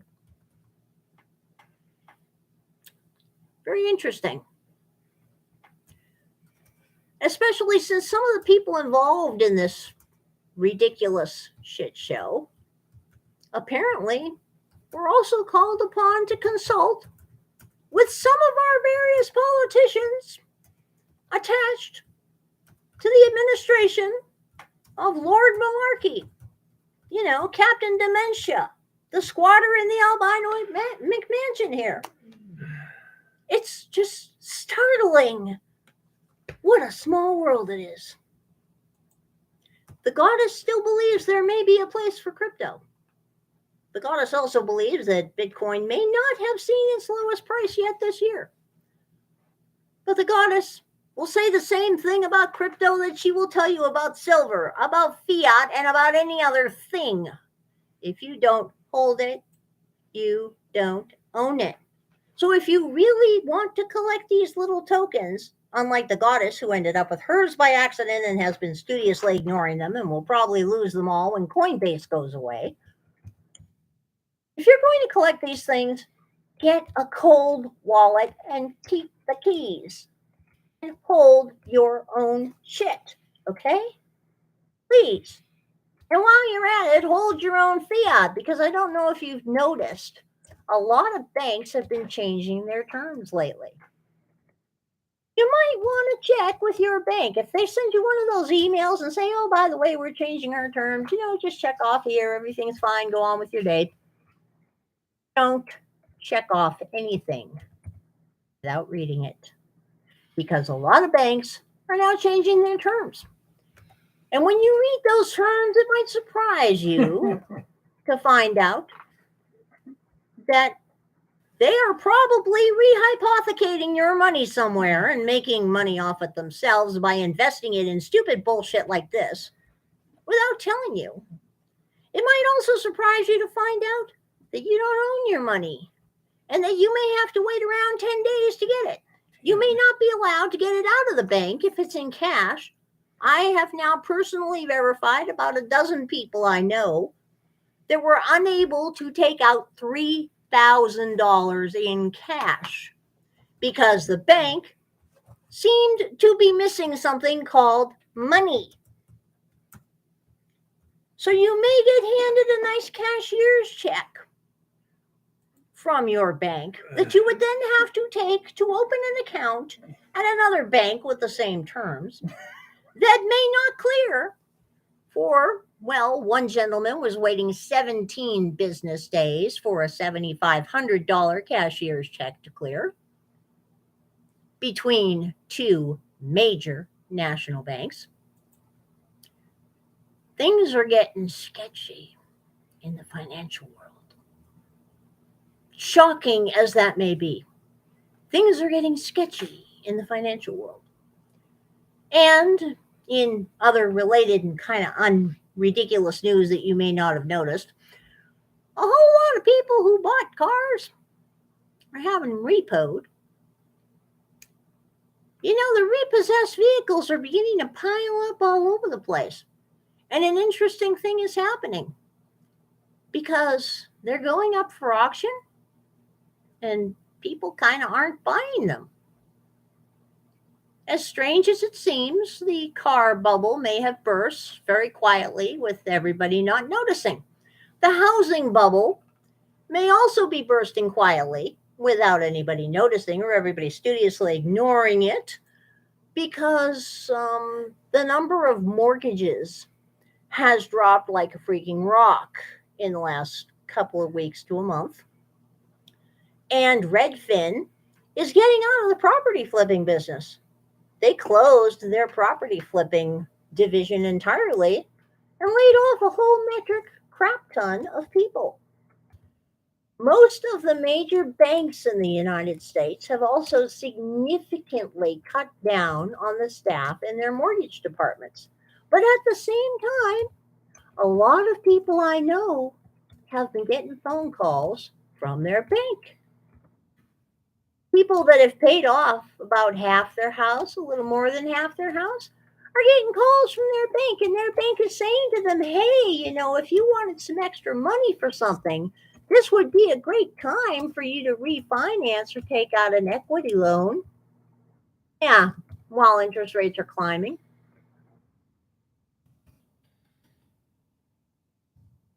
This is going to be a very difficult fall and winter, people. I have it on good authority from people who are intimately attached to various parts of the supply chain, that unless our retailers experience a historic Christmas shopping season, such has never been seen in the United States before, they're going to be in deep shit. We went from having almost no inventory stored everywhere to having way too much inventory stored everywhere. And freight prices on those nice big Connex containers that are still shuffling back and forth between here and Asia have gone in the toilet. Freight rates for truckers have gone in the toilet at a time when diesel fuel is still going up and in some parts of the country is in strangely suspicious short supply. And yeah, this is a very, very good time if you have not built up your long-term pantry to do so. Because guess what? I don't know if you've noticed, but where we are, Thanksgiving turkeys are looking really, really small this year. Remember, silver is on sale right now. Gold is on sale right now too. If you don't hold it, you don't own it. Bye-bye. Just a minute. What is the likely consequences of these BRICS countries trying to set up a currency backed by gold, silver, and commodities? What's that likely? What are the consequences? In terms of the price of gold and silver and such? Well, let me put it this way. The media is studiously ignoring this or dismissing it as a conspiracy theory. The United States government is trumpeting that the economy has never been better. As a matter of fact, Lord Malarkey's professional mouthpiece said that the economy was the finest it had ever been in history. And banks are quietly behind the scenes stocking up on more physical gold than they need to hit the Basel III standards, if Basel III ever plays out. Because it's already been delayed once, it may be delayed again. So I'd say the odds are very good that if BRICS actually does float an alternative to the US dollar that is based on a basket of commodities, including gold and silver, the petrodollar is going to be in deep shit. And gold is going to rapidly go to price discovery. It may go north of $2,500 to $3,000 in the space of 6 months if they pull this off. Mm-hmm. Silver is going to lag behind. Now, this is where we have divergent opinions in the silver community. Those of us on Wall Street silverbacks, diamond hands here, we're aiming for a moonshot. A lot of them do say that silver at some point will reach its historic ratio of 16-1. What William Jennings Bryan was aiming for when he gave his Cross of Gold speech. 16 ounces of silver to an ounce of gold. It is my personal belief that that is too optimistic for a couple of reasons. First of all, the refining end of silver and gold can be very different.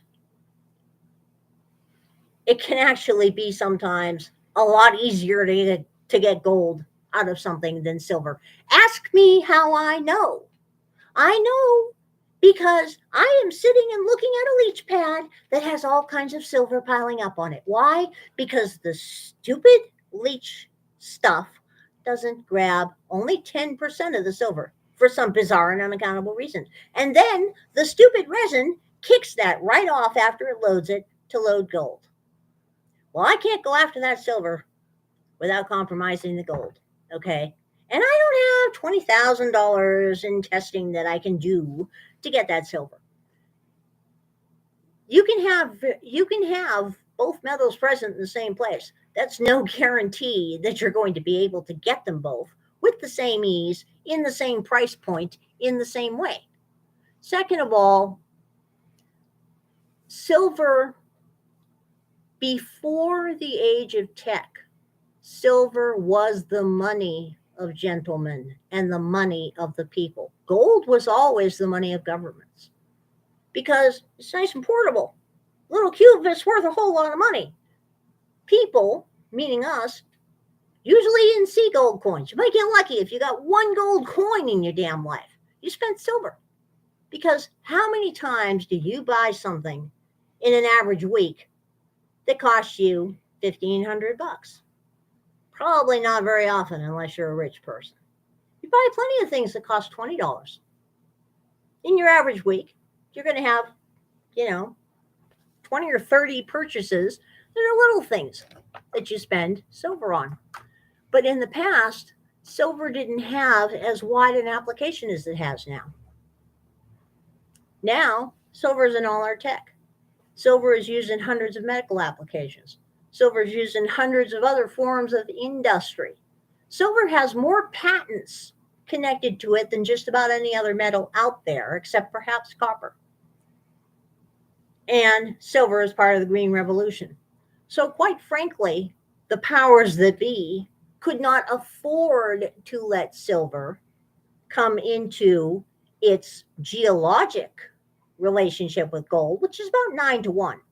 They couldn't allow it to come into its historic relationship that they were looking for between silver and gold of 16-1, because that would bump up the cost of too many things too much. And they also don't want us to have real money anymore. They have deliberately educated people away from real money. They have deliberately miseducated people about money so that you think that little bill with the pretty pictures on it is money when it isn't. It is currency and a debt instrument.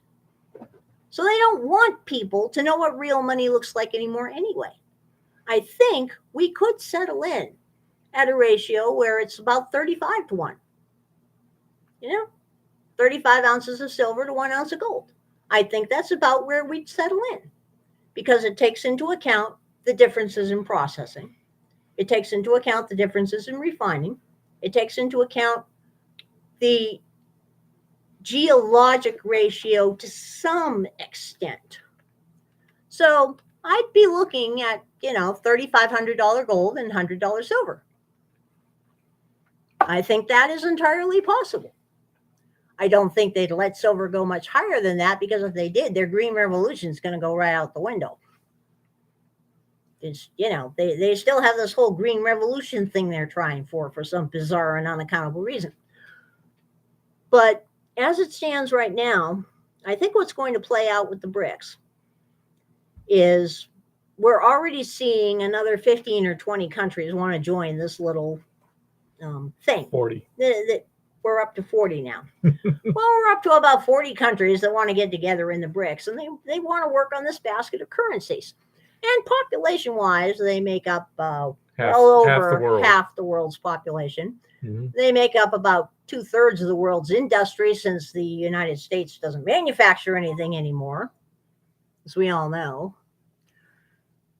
I think what's probably going to happen initially is the United States will continue to absolutely ignore the situation, dismiss it as a conspiracy theory, and insist on continuing to pay everybody in dollars.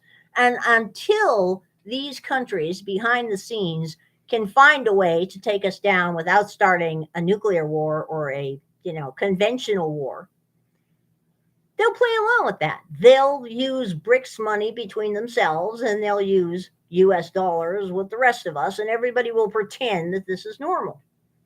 It isn't. We are already seeing the decline and fall of the West, specifically the United States at this point. It's been playing out for a while. It's going to get more noticeable. We need to define who the they was on in your statement just now. You're talking the BRICS?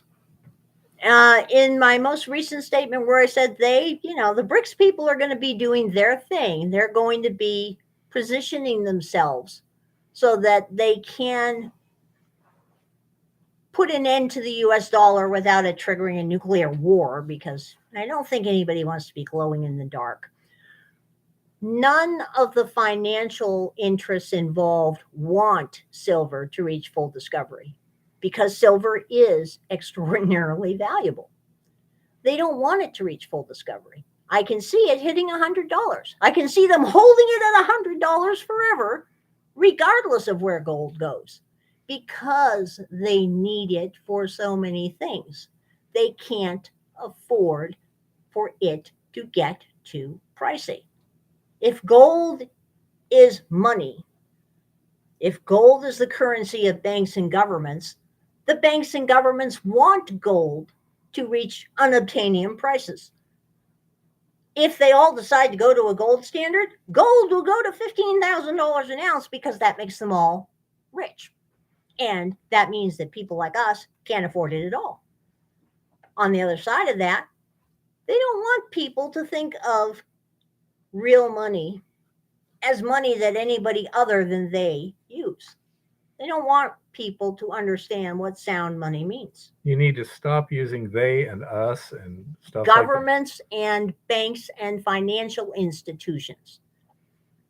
Okay. The people that currently have maleducated everybody and deliberately taught everybody for the last 3 generations that pieces of paper that are debt instruments are money when they're not.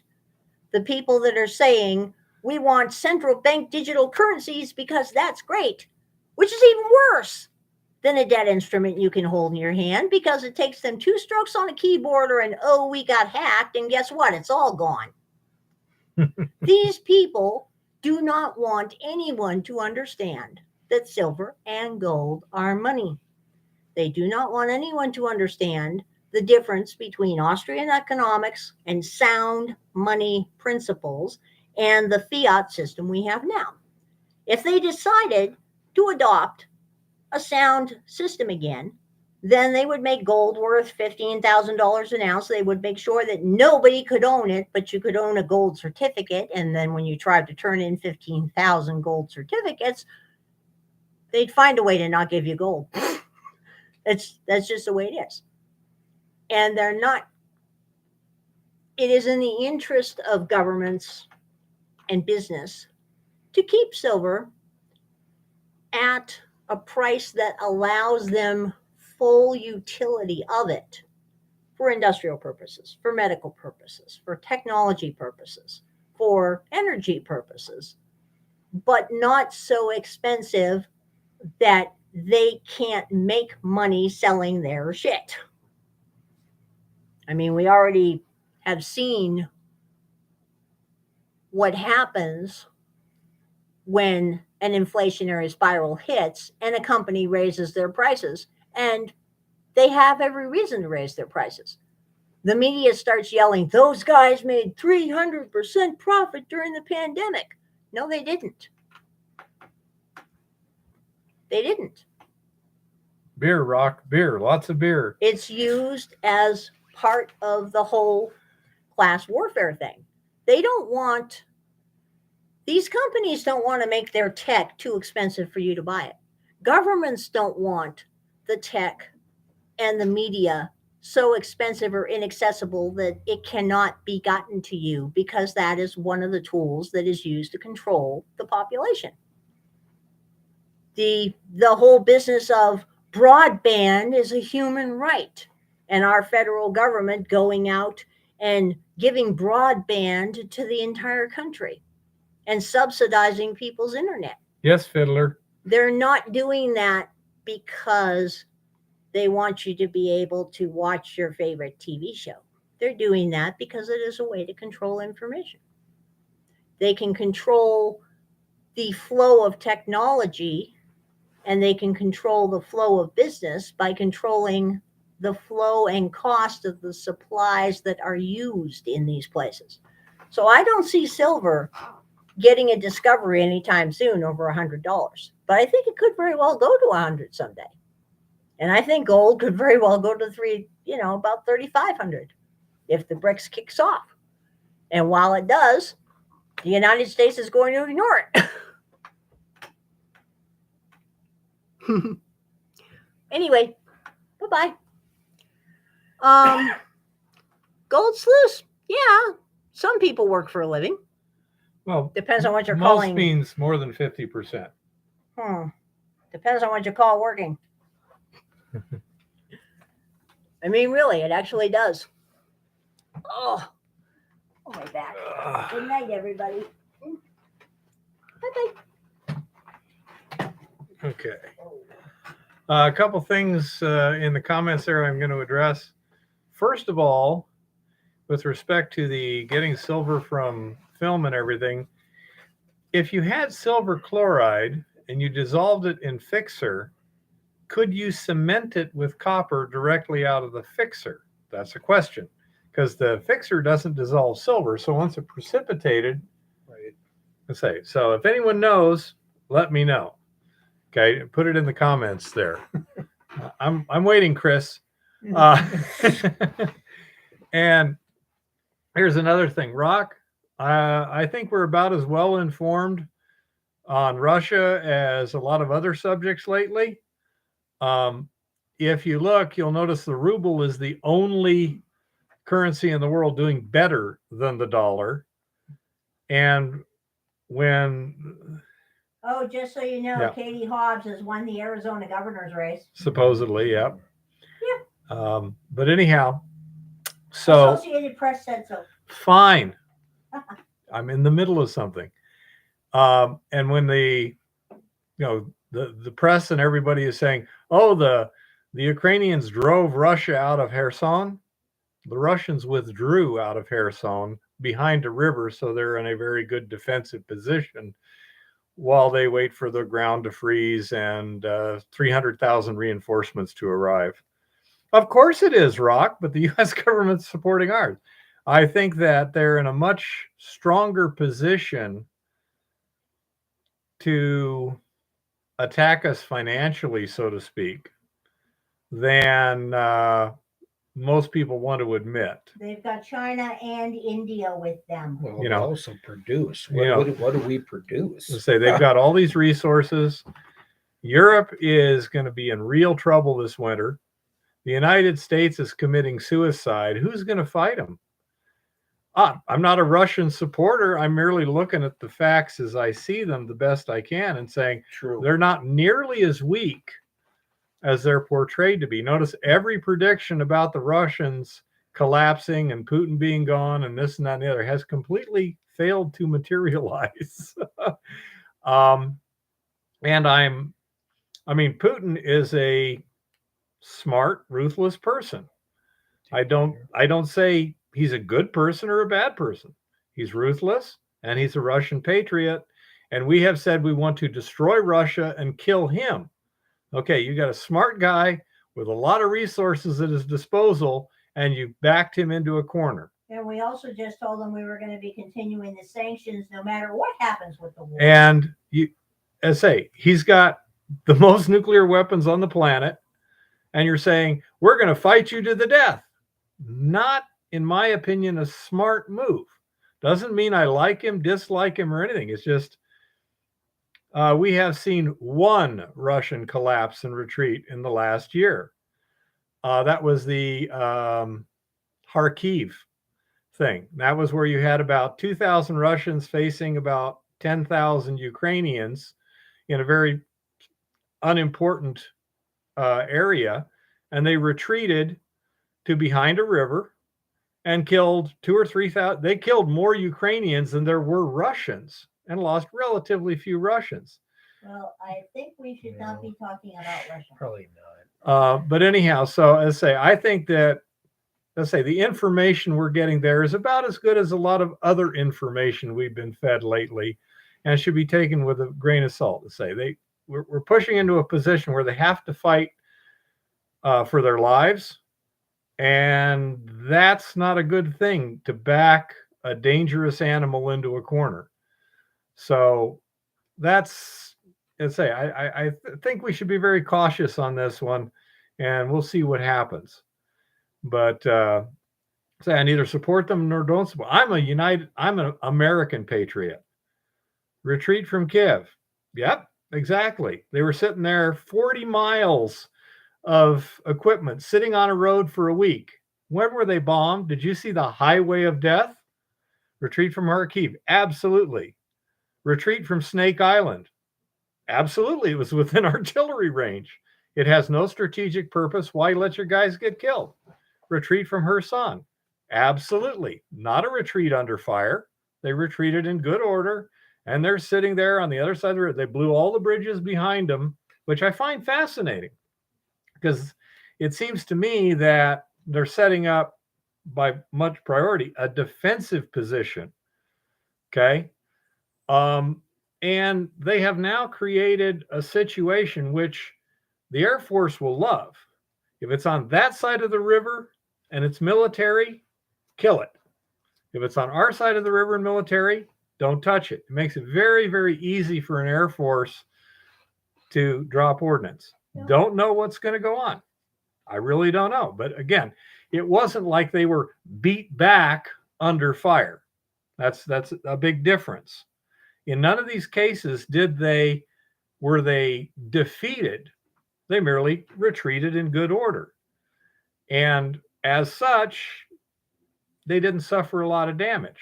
As far as we know, they didn't leave one piece of operational equipment on the other side of the river. Okay, I don't know.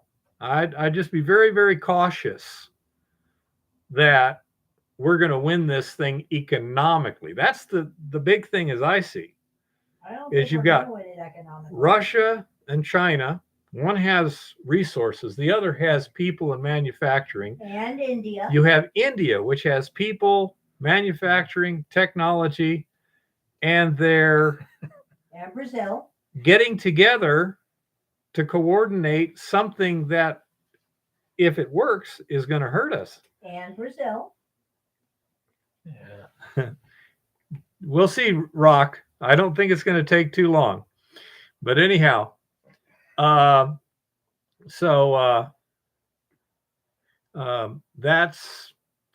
let's say this BRICS thing, I think, has a lot more potential risk than some people think.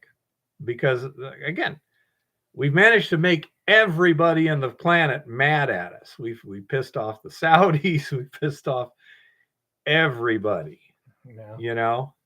and that exactly, Rock. But I mean, I say agree with you, Jeff. you keep making people mad at you, and that doesn't help in the long run. So we shall see what happens.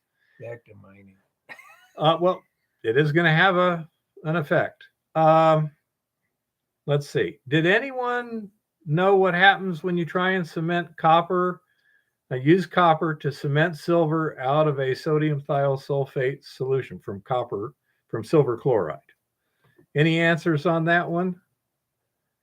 I'd like to try that little one, but we'd need to get some fixer. Yeah. Yep. I mean, I'd like to try it too. Yep. Oh no, and you speak well, Rock. Absolutely. And as I say, it's just interesting.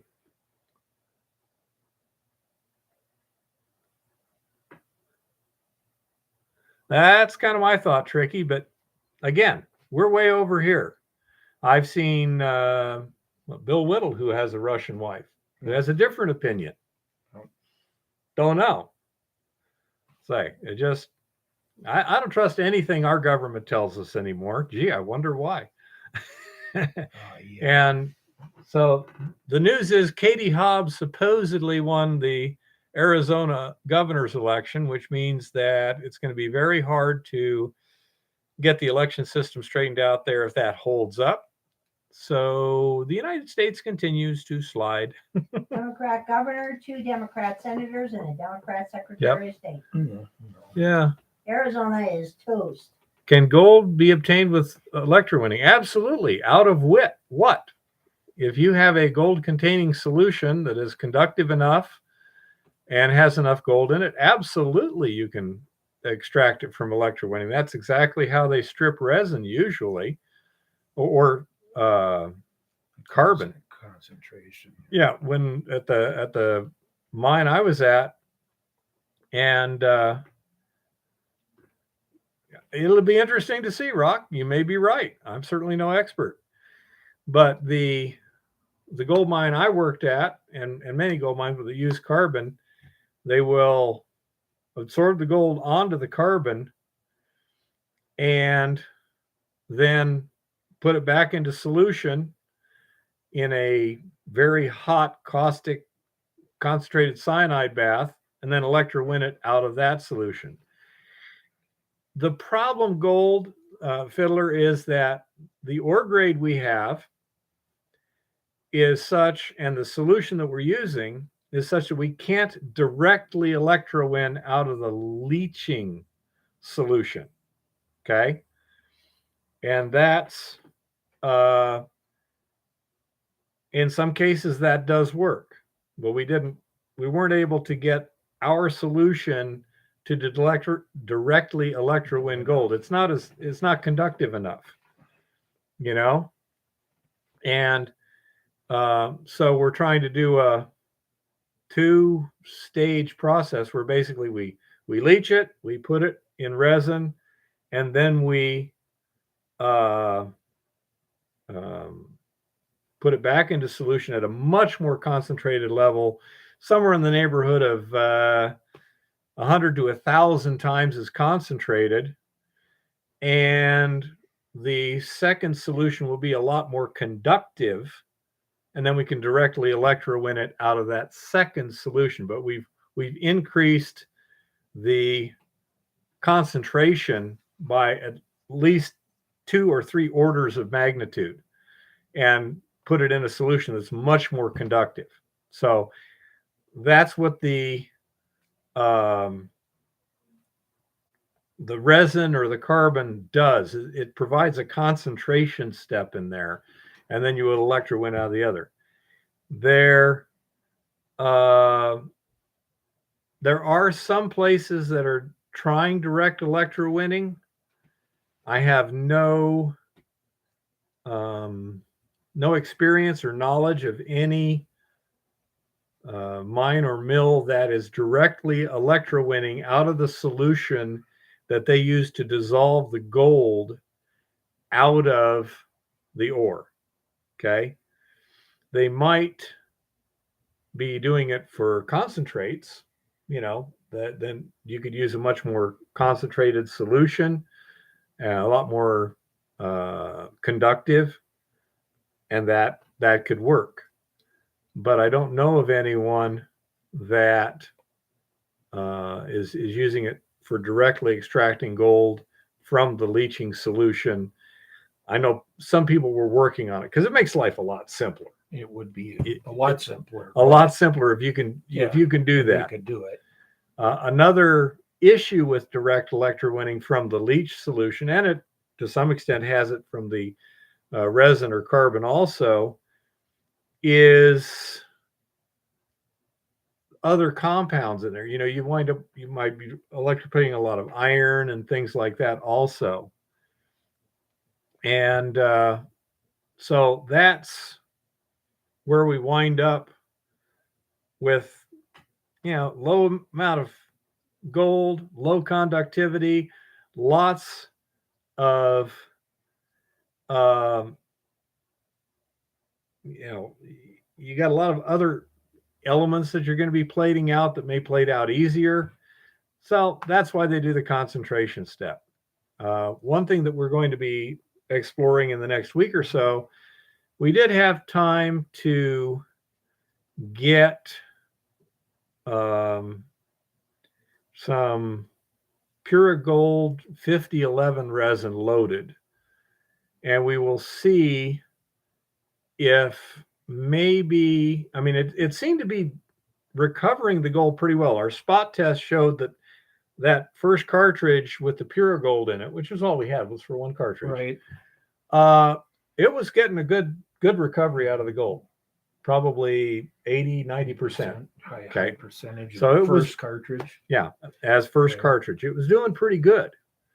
So it may be that the max water resin just grabs that gold with such tenacity that it's a pain in the butt to get it out. Whereas the Pure Gold may grab it in a manner that it's a lot easier to get it to turn loose of, in which case we could just use more resin and, you know, just larger cartridges or something, or more of them. And if it makes getting the gold out of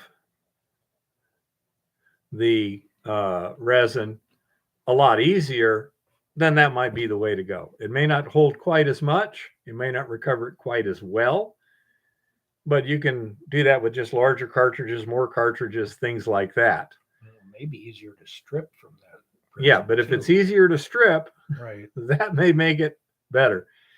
Hey, Gold Pan Dan. Oh, good Hey, grief. Dan. Okay. Liz Cheney just tweeted out to Carrie Lake. Yeah, fine. Yikes. Let's get off the politics for now, little one. Yep. Did you get your tanks drained and all of your pregnant solution off the property?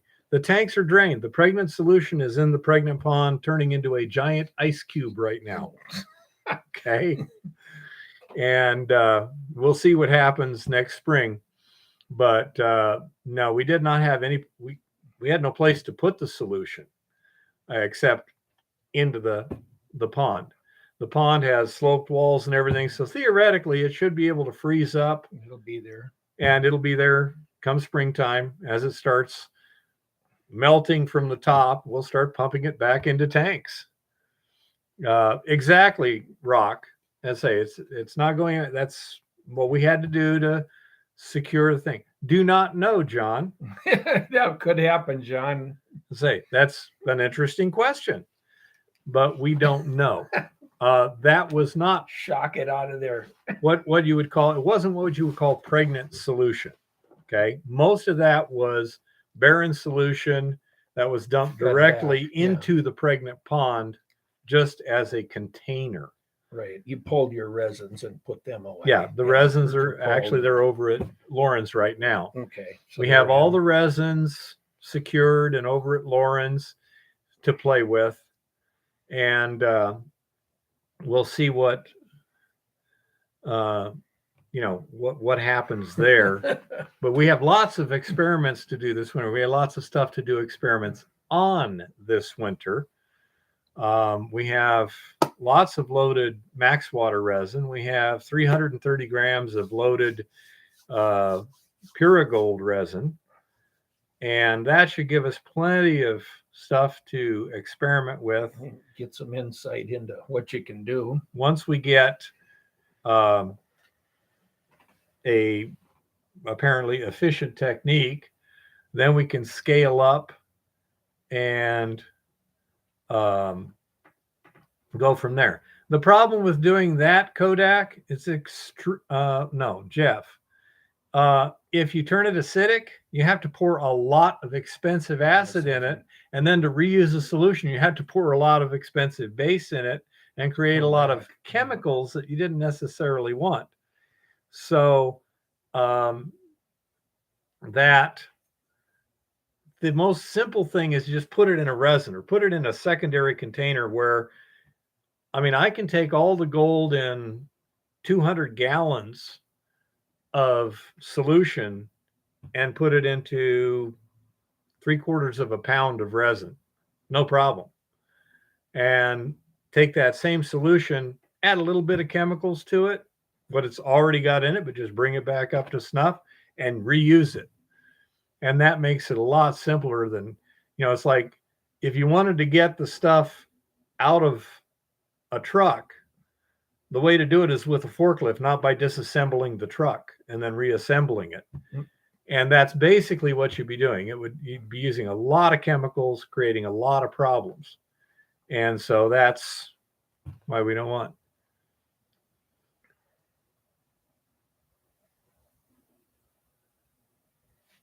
You can electrowin from the Eco Gold Deck. Now, are you talking the leach solution, Tricky? And if so, do you have any idea what your concentration of gold is in the leach solution?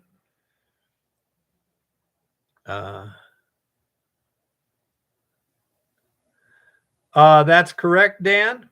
You were absolutely correct. That's why we're testing the other resin.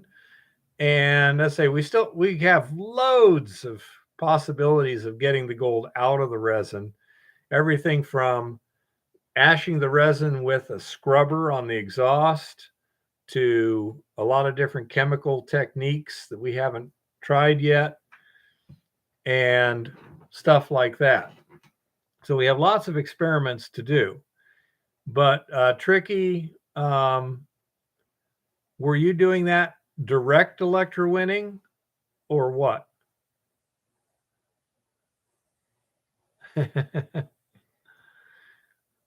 Yeah, picking up nuggets is nice. I like that. I actually prefer picking up bars. They're easier to see and stack. pick up. They stack better too. Oh, that's true. I didn't think about that.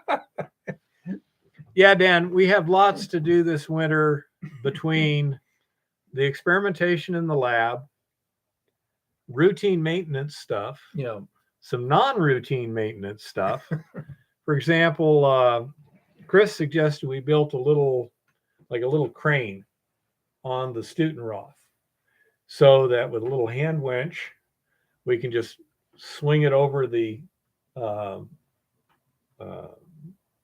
mill, hook onto the clamshell top, hoist it up, swing around, set it down. Now we can get to the rotor and do maintenance. It's easier. Yeah. That makes sense. Yep. Easier to take it apart, put it back together. Yep. No, Fiddler. The gold that we have is so small, it is not gravity recoverable and is not flotation recoverable. It is not amalgamation recoverable. This stuff is running 80% passing 2000 mesh. Okay.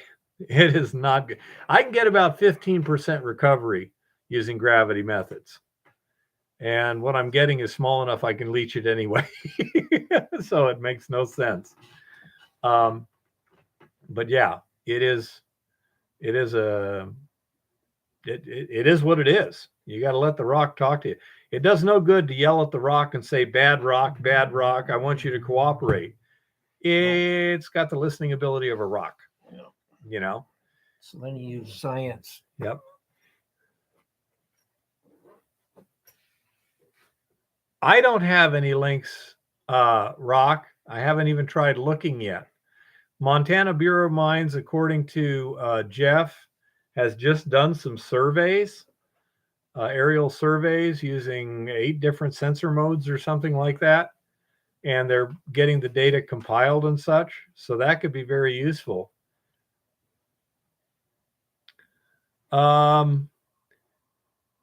Actually, Dan, I don't think that would work because you got a lot of other stuff in there too that would settle. That's the problem, is the separation. When you're using an ultracentrifuge to get uranium 235 separated from uranium 238, the only thing you have is uranium 235 and 238, uranium hexafluoride. And as such, the slight differences in density give you a very slight difference in recovery. And I think each stage only changes at a very, very small fraction. That's why they got to put it through, like, I think hundreds of stages to get it reasonably pure. It's a real process. But first they refine the uranium to where all they're dealing with is uranium. So the idea of just dissolving it with chemicals works quite well. The only problem is this particular chemical is relatively novel. It's new, and the techniques are not thoroughly understood at this point. So we're doing a lot of experimentation, which is kind of fun. Yeah, it's been an adventure. It would be even more fun if it was working already. You're getting close. Yeah, but you're getting close. Chris has been really helpful there. He sent me some samples of resins, and boy, that Maxwater 104-133 just kicked butt. It just grabbed the gold out of solution. Yeah, it just won't let it go. Actually, it's milling and recovery, although it almost gets to refining. But when you're just creating what they call doré bar, which is what we would be creating, to take the doré bar, which is kind of the stuff you get from the mill, and turning it into pure gold, that's refining.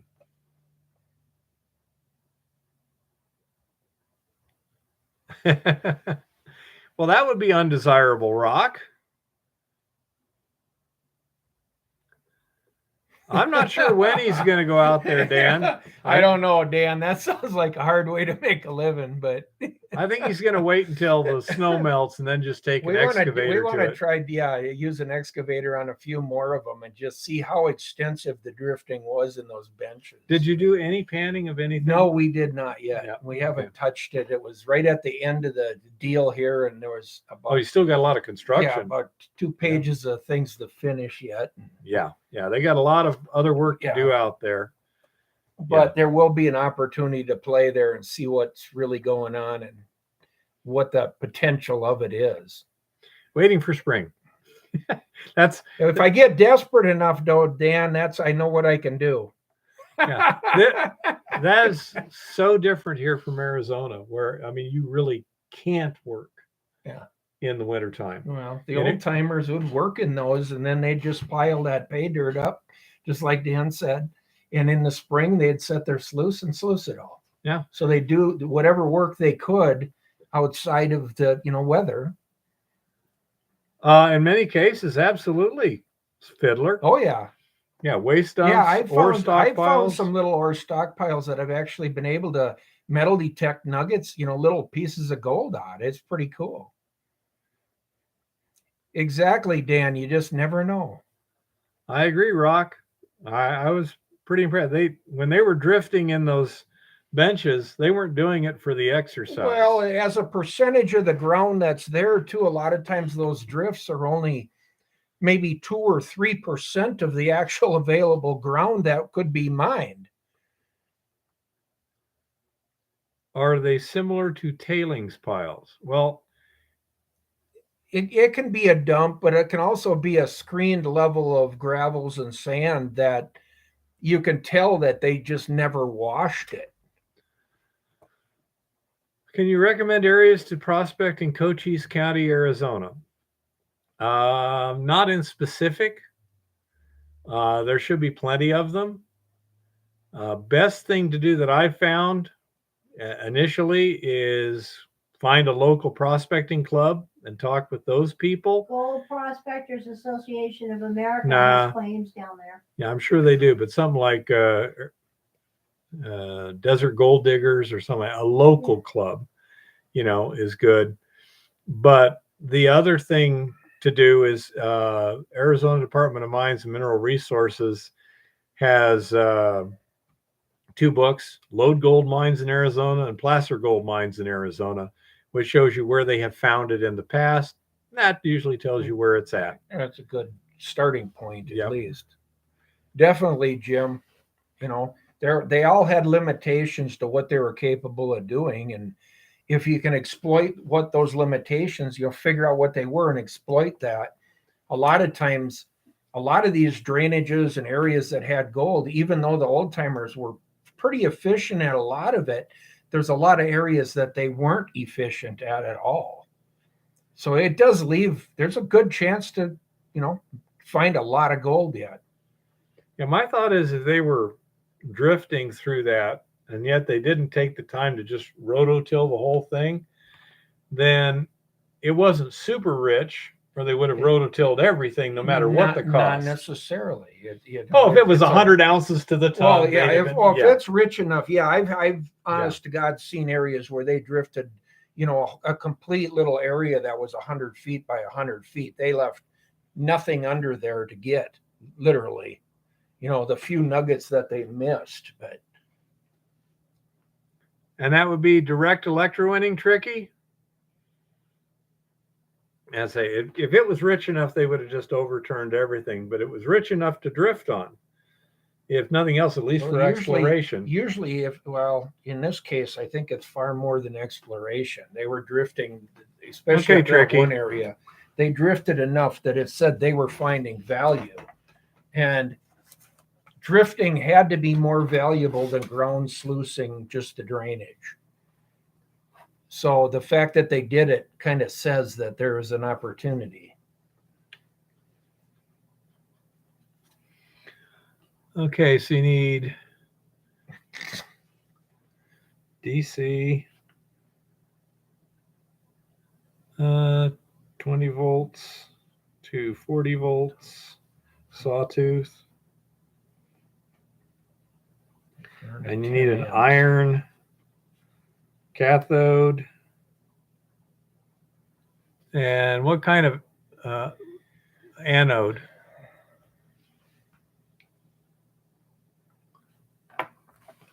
Hey, Chris, now that you're back, if you had silver chloride in sodium thiosulfate solution and you put copper, metallic copper in it, will it cement the silver out of that solution just like it does out of neutralized nitric acid solution?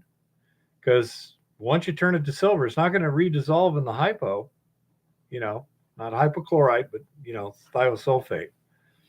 What do you think?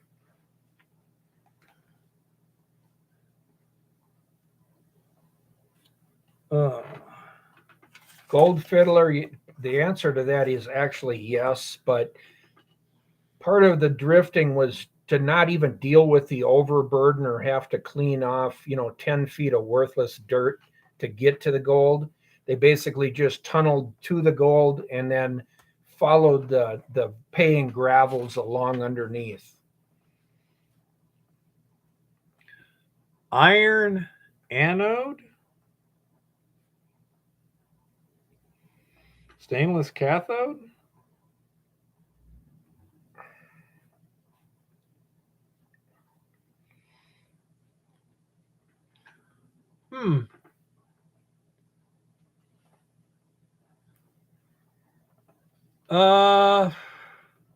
Not sure. I think they updated it in the 70s, but it wouldn't surprise me. I mean, it was,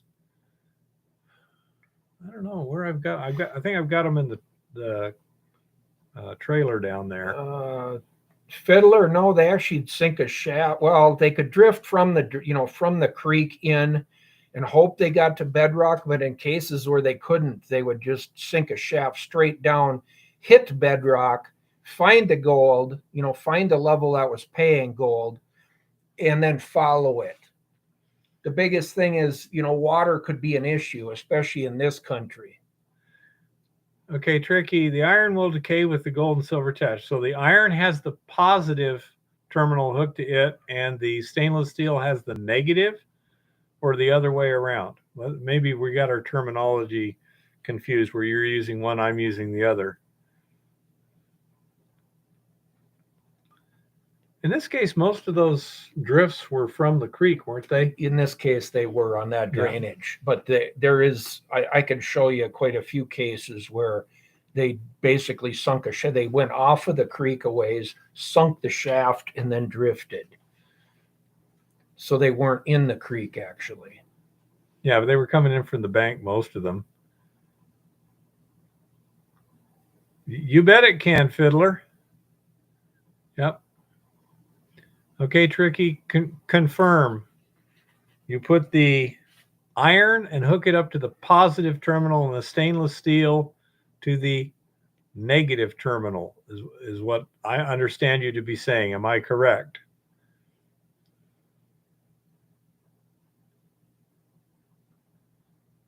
Okay. All righty. Got it.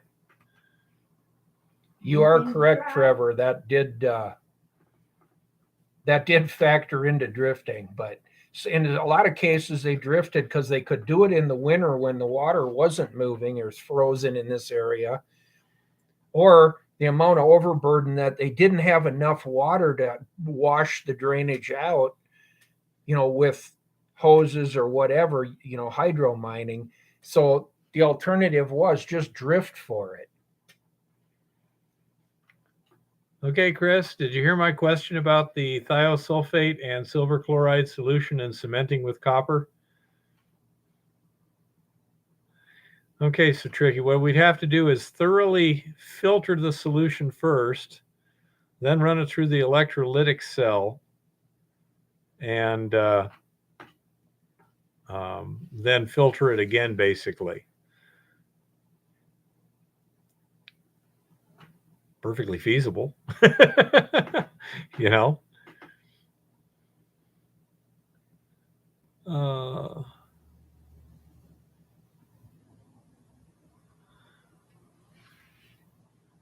I was down in El Boludo in Mexico, where they sank shaft about 100 feet to get down to bedrock, and they had drifts 50 feet wide.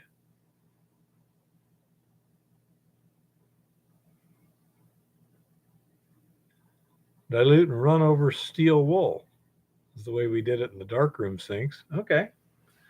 So, who was it that was asking about getting the Rob, Rob? Yeah. Rob. Hey, Rob.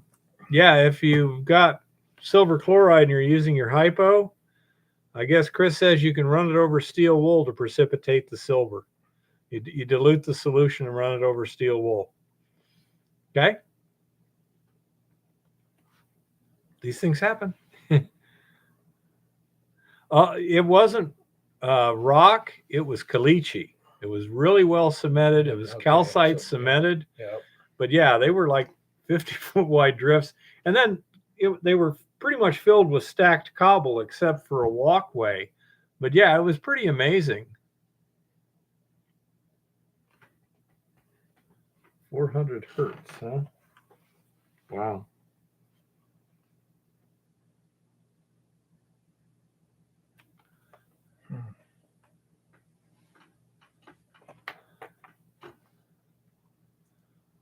See street tips. Yeah, that's true. He's got a lot of stuff. Yeah, Street Tips has a lot of good stuff.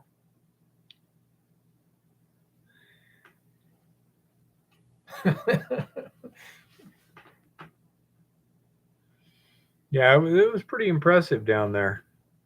Aircraft power supply, huh?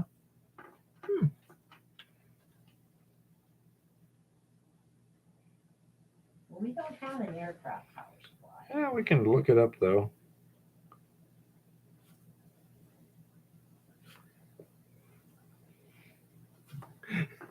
I bet you they got them in the boneyard. Somebody's got one, I bet. Probably wouldn't be hard to find. Over there in Tucson, they got an amazing amount of Lauren's got airplanes sitting one. there. Lauren's Lauren's got everything. Yeah. I thought you actually just got a text from him, but yeah. He's got to get it out of the film, Tricky. That's the Strip thing. it. Right. He's got to strip it. If first. he's got it in the film, say if it was undeveloped film, then you need to do that. If it's developed film, just the dilute nitric acid ought to work fine. And then cement with copper.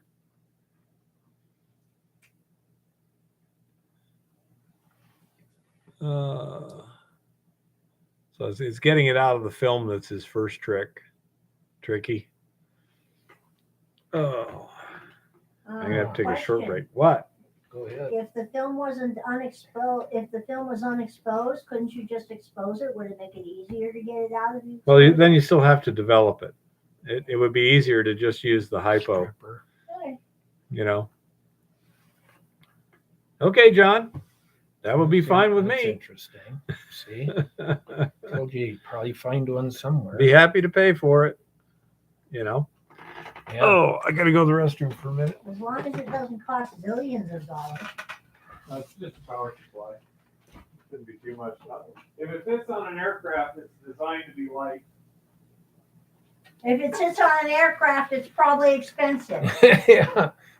He says, next time I scrap one, I will send it Now to you. we could always have somebody pick it up. John's near the Twin Cities somewhere. Huh. I usually know somebody coming this way from there.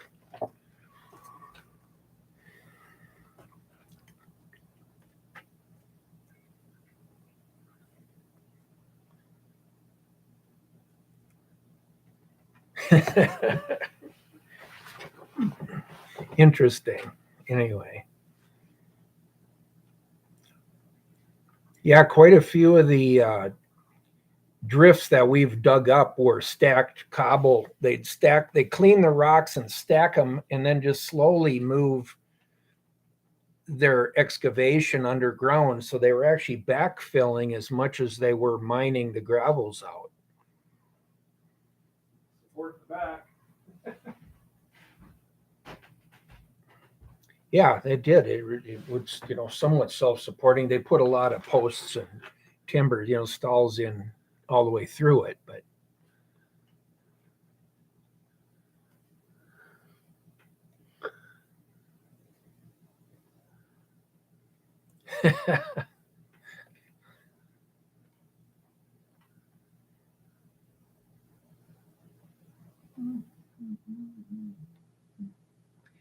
combination of both, gold fiddler. In some cases, it's gold that got away from them as far as in tailings. And in a lot of areas, it's virgin ground yet that they just were not capable of mining or getting. In some areas, they just mined through so fast, they kind of took the cream, off the top and left the rest of the ground without ever trying because of the amount of work it would take to get to it. Yeah, we depend on the again, like the grade. If it doesn't pay to put forth the extra Well, effort, they didn't have the labor. That was the biggest thing, is if you needed 30 people, you couldn't get 30 people. kind of like So, Winco, huh? Well, I mean, if you got two guys and you're working together, there's a limit to how much you can accomplish. So you're going to go for the easiest stuff to do, Certainly. and you go with it. Yeah. You're going to try to just do the easy stuff. I've been in some mines too that made no sense, that they never went down on the material that they were into. But you know what? It was way easier to go straight ahead and keep following it and take what you could get than it is to start dropping or to try to come in again underneath that and stope back. If it's a small crew or just a couple guys, it's easier, just go straight ahead. Well, it also depends on what equipment you use. Back in the old days, they didn't have a lot of equipment. In the 1800s, a lot of times it was hand drilling and steel. stuff. Yeah, if you're sitting there with a hand steel and a hammer, starting to work down or up over your head's too much work. It's easier to go straight ahead. So there was always limitations to what those guys did. The old timers stacked all the bigger rocks from the sloughs. Have they run the material underneath those rocks? Not always. A lot of times, like Chris said, that answer is no. Sometimes they piled debris on virgin ground.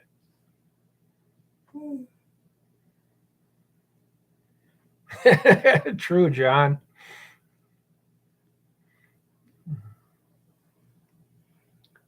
Yeah, Jeff, I think if you use dilute nitric, it should get a lot of that silver out of the film. Hot dilute nitric, I would think it would get it. I would think so. Yeah.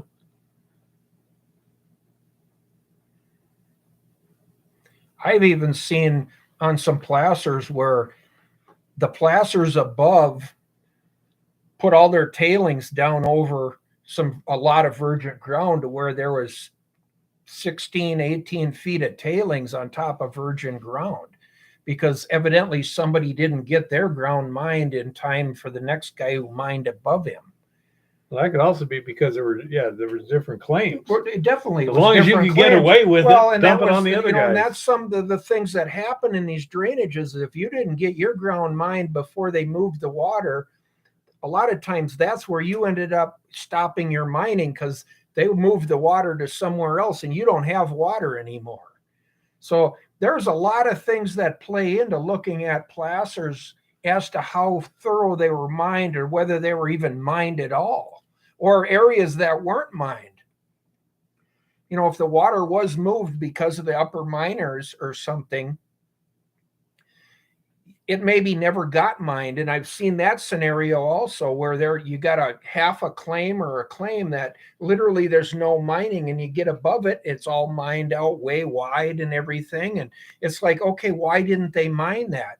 Well, if that guy was late to the party that had that claim and didn't get his button gear, and that water got moved, he couldn't mine it.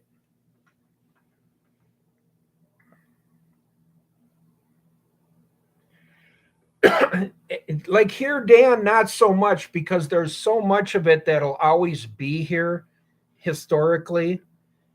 I mean, in some cases, you do try to leave something that's really unique.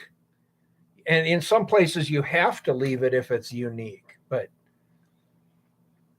I don't think I'll be here 50 years from now, John. Melinda, thank you very much. Melinda Healy sending you positive vibes and everything. Thank you.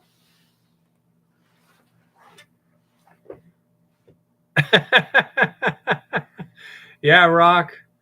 I think over at Morenci they built the maintenance mill. shop. Yeah, put it all right And on top of the ore body. They put it in the pit. Actually, I knew a guy who was he was a student engineer. He was working there in his summers, and that engineers actually had to come in and survey the overhead crane every month to make sure the rails hadn't spread too far apart because the whole thing was settling. You know, and it's just, it takes money to drill, and so to put stuff up next to where they got something, because you don't want to have a big giant road. No.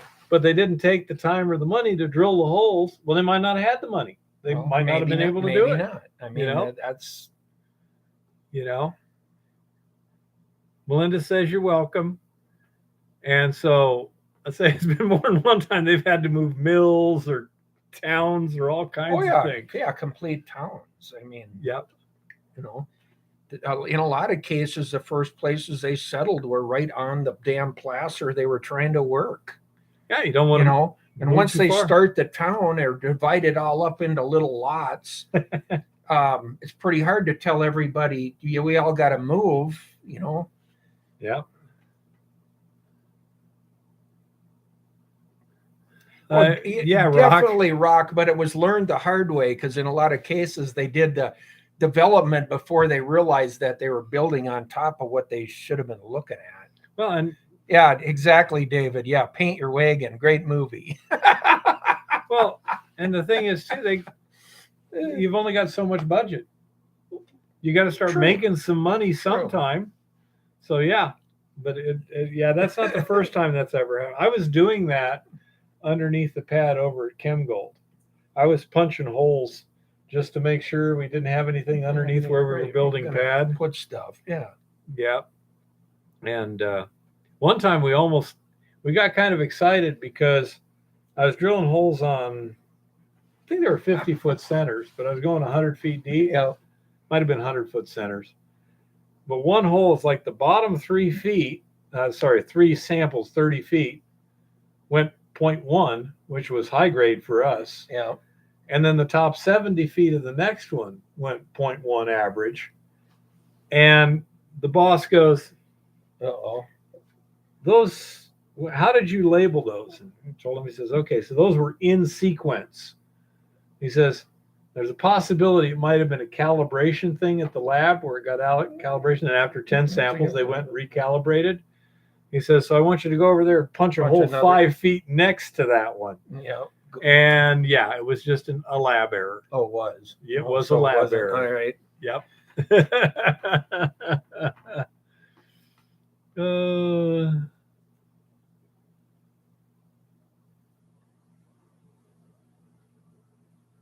Okay, Blindsight. But yeah, that when I was I learned a lot at ChemGold because that was first open pit sort of thing, and you know, so I was using an air track drill to punch 100-foot holes. Wow. Yeah. You know.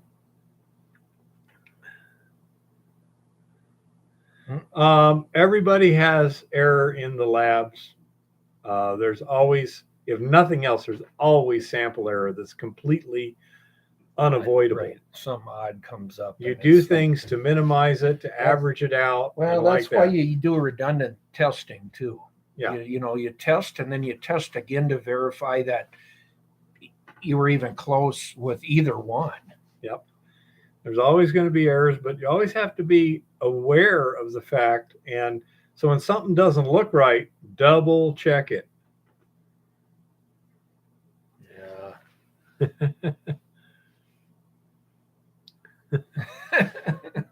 Well, this a 1/10 of an ounce per ton in a 35-gram sample is not enough to worry. Yeah. Yep.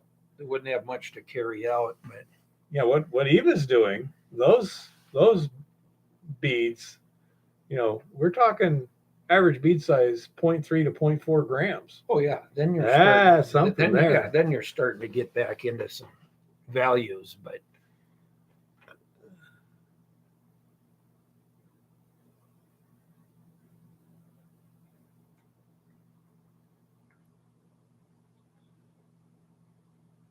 Yeah, 0.02 ounces per ton. Yeah, that's decent placer. yeah, Absolutely. The open pit heap leach, our ore waste cutoff was 0.01. That's exactly what the boss thought it was.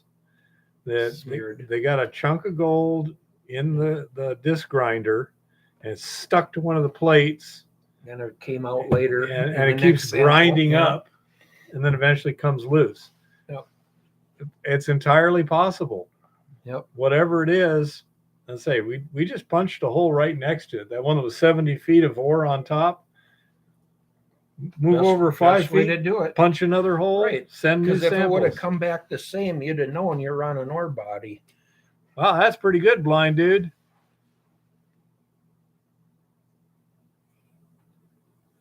I wonder why that is, Kodak. Less people buying stuff because That'd be my guess. less availability, less money, less changing over. Yeah. Yeah, I don't know. But again, everybody, nothing works perfectly. When something looks weird, double check. Yep. Redundancy is your best friend in testing and Yeah. running material. Or you get a really good assay sample, test another one and see if you Eva? can if you can. Tricky wants me to try Duplicate and it. find buyers for those shells. Hey, Tricky, are those shells or are they fossilized shells? That's that would be important, but I can find out. Believe me, the Tucson Rock and Gem Show is one of the biggest in the world. A live feed keeps dropping. I don't think it's going down on anyone. Is anyone else having trouble with the live feed? That's what I'm guessing. That'd be my guess, John. John? Is it just people aren't rotating out in and out of new stuff? No. Okay, everyone else is doing fine, Rock. So Must be your weather up there. yeah, it must be Canada. something. Either that or it's going across the border. They're probably stopping and checking it for customs or something. Yeah, Yeah, maybe. yeah. Chris says he's got problems, but that's normal for Chris. Looks like the actual shells, he said. Okay. Looks like the actual shells, huh? Okay. Yeah, I wouldn't think they'd be fossilized. They don't look fossilized. No. Anyway. I'd have to see one in person. to Yeah, be he said sure. he doesn't think it's fossilized, so they're just Okay. digging them up. Yeah. Okay. Okay, I'll see what I can do. Tucson Rock and Gem shows like end of January, beginning February. I'll see if I can find someone who's down there, and I mean they'll have an entire hotel that's nothing but fossils and shells, or this or that or the other. We'll find Yes. somebody and see if we can find something out. Yeah. It's one of the biggest rock and gem shows in the world. Well, it used to be before, that thing happened. Oh, the sea, huh?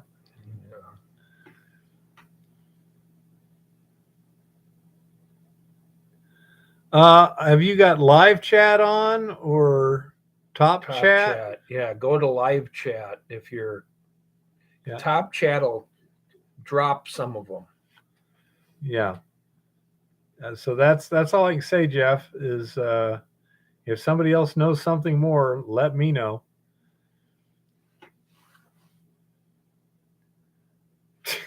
What's new about that, Chris? Yeah, this has been. That's also a big one, David, but I'm not there. I mean, I don't know anyone that's right there. The Tucson Rock and Gem Show literally Is huge. at our old house, you could walk a block and see 300 vendors. without walking. I mean, just walking from one to the next to the next It's to the like next. the 10th largest show in the world, or it used to be before COVID. I would say leave it as it is. Yep, Tricky. that's what I would say too.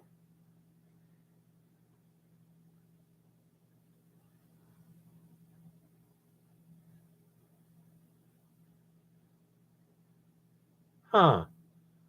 I got it selected to live chat. A blind dude wants to know if he takes a video of the creek. Could you give him some Yeah, commentary on it? I can do that, blind dude. I think you've even got my email yet. So, yeah, just email me a short video or whatever. How is Eva doing, Dan? She's doing better, but she's recovering slowly. Soft tissue damage often. Sometimes it's harder to, heal than bones. It's a slow process. But I mean, she got hurt pretty bad. That was scary for me. I don't know if Eva was scared or just hurt. I was scared, because she's usually pretty tough, and she was not behaving tough at the time, so I knew she was hurt. Yeah.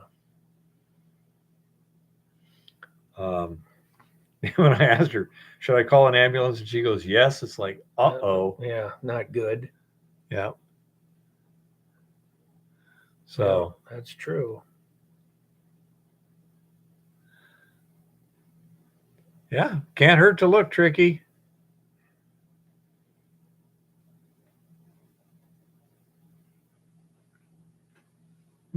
Okay.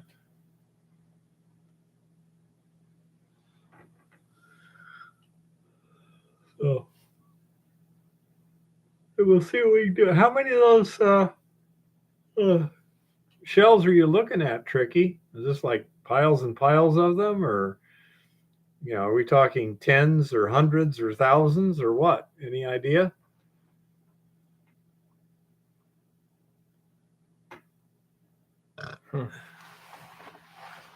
Wow, that's amazing, Rock.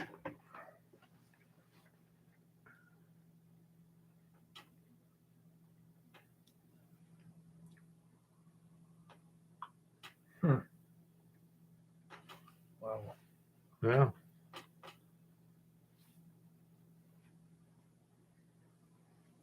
What do they call that? Coquina? Is that the kind of limestone where it's just a bunch of shells all put together? Rock?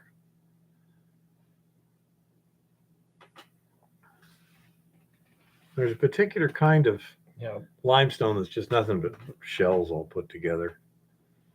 Yeah. Yeah. I don't know. It's been a while. You're missing out on spam, huh? Well, that may be the problem. Yeah, something like that. I think it's coquina is that particular kind of limestone.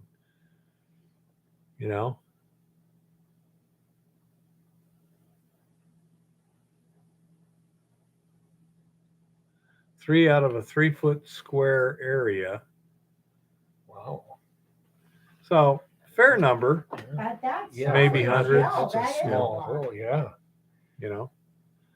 I would suppose there's other shells in there too. Do you have like snail shells and conch and stuff like that? Like I said, I want some. That's pretty neat. I do not like eating meat out of a can. I don't really care. Well, you don't normally eat spam out of a can anyway. You slice it and you fry it and you put it on top of kimchi fried rice with an egg. If you're Hawaiian. Well, I've dug to bedrock 15 feet deep. Yeah, that's pretty deep.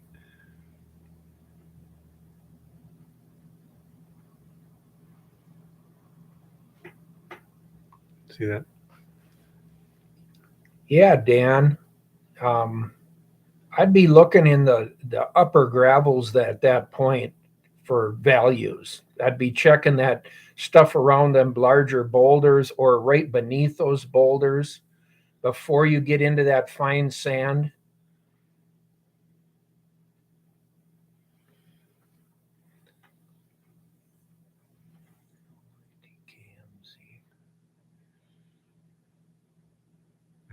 It's electrons. Right. Yeah. I'm not sure how to answer that. I am familiar with using Google Maps and stuff. What do you guys like for pain? I started to use Aleve again.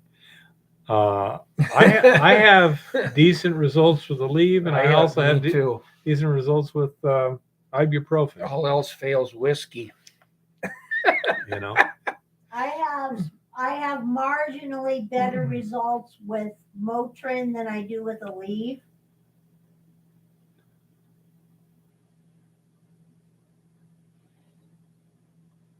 that sounds right, Jeff. Yep. In a case like that, Dan, it had to have been two different events. The sand was more than likely, unless I shouldn't say that, because unless that the fault is the drainage, in that case you could have fine sand from whatever was happening geologically at the time, and then the boulders in the gold came down over the top of it later. Otherwise, you had an event that was a smaller event where it was sorting the sand out, and then a later event that brought in the next level of rock and gravel, a flood event or some major event.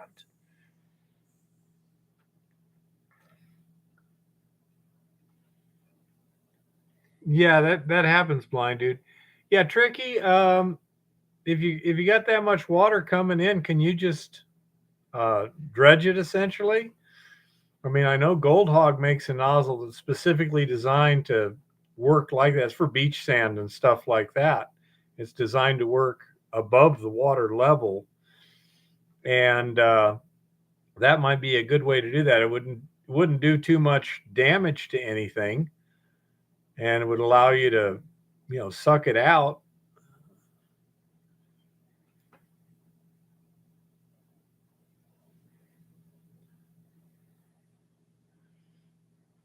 Rock Butcher says the trick with Aleve is ignore the recommended dosage. He says they give him 880 milligram tablets that he can take twice per day. Okay, I'll remember that. Okay.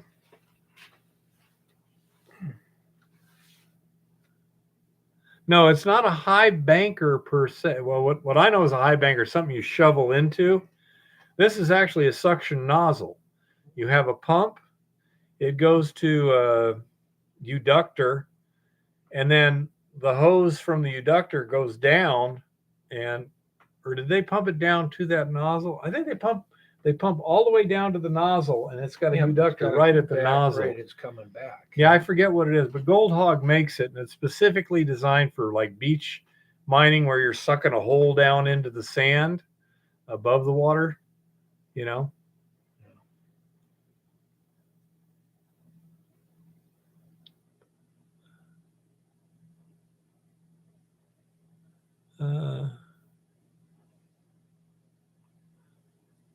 Usually when you have gold at an upper levels in the gravels, it's different events.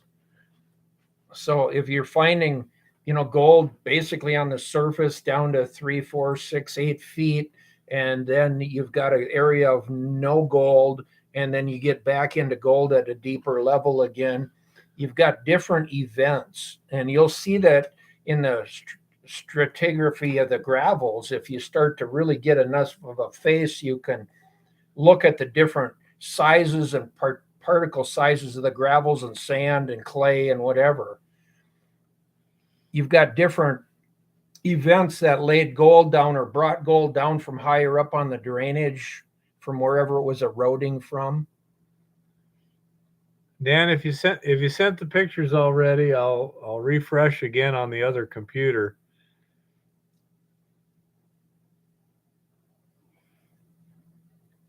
Ketorolac sounds like a ketamine. I tried ketamine on Eva. It didn't work worth a darn. Yeah, it simply did not work. It was ridiculous. Keterolac.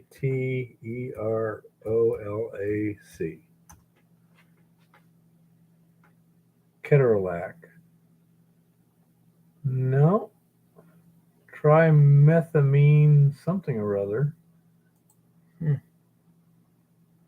Not sure what it is. Keterolac tromethamine ophthalmic.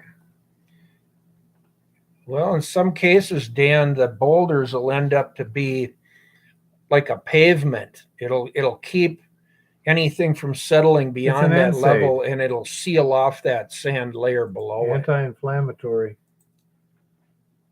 Keterolac is an anti-inflammatory, little one. Cool.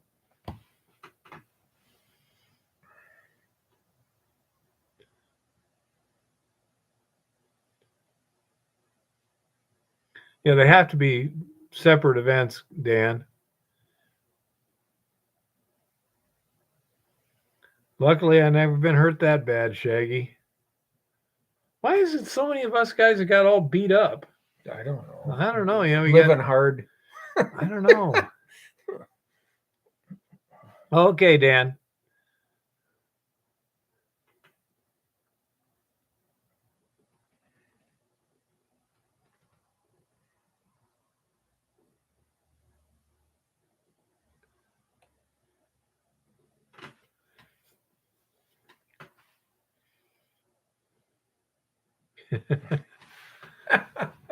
Oh.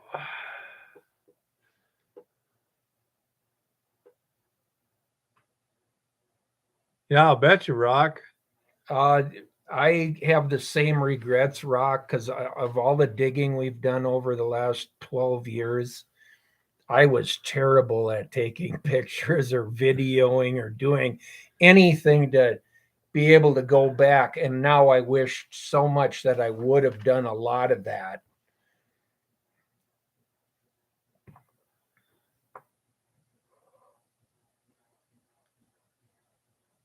I don't know. I don't think so, Dan. I think you're looking at completely different events that happened based on, different flow. Yeah. Unless, like I say, if the fault itself is the drainage and there was precipitation up, you can have that really fine-grained limestone or marble sand that would be the base. And actually that'll pack so hard that it really is like a false bedrock. But the fact is that it is an eroded bedrock. Well, Linda learned how to basically put it out of her mind, and it worked for her, little one. Let's see. One thing I have found is if I stay busy doing something that occupies my mind, I can usually ignore anything but severe pain. I find sometimes going back out and working, even as much as it hurts, by the end of the day, I kind of forget about the pain sometimes. But you have to be in a position you can do that too. I mean, if you're in intense pain, that's not happening. Yep. By the way, I want to thank, I thought the videos you brought with that, the plaster stuff, I thought that was really good stuff. I really thought that made a great video there. Well, and I would like to do a lot more of that. And, hopefully going into next year, I can do a lot more. Because I know exactly now kind of what I want on a video too. And there's specific places I can go to get that footage. But, over the years, it would have been so easy to honestly take some really good photos and pictures of a working face and things like that would have been, in this case, to be able to say, this is what this is. Buenas noches, David.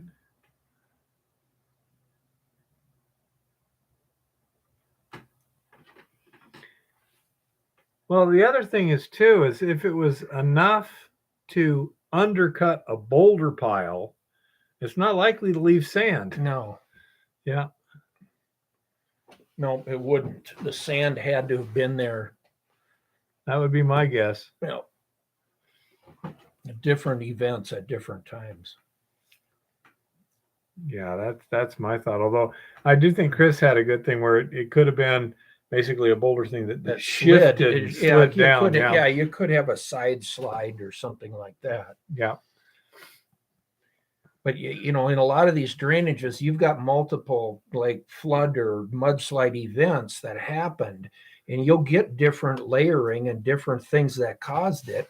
And that's part of the fun of this, is trying to figure out what happened and how to follow those pay streaks or pay zones. Well, I suppose you could also get a situation where, say, you've got a high energy channel that's shifting sideways, and the It's stuff on the dumping- outside it's just dumping keeps over, getting dumped right, over. right. Huh? And that's in a lot of cases, that's what you've got, because you've got a serpentine in a drainage. Nothing's a straight line. Yeah. Even though you see the creek as a straight line, or the drainage looks like a straight line, it's not.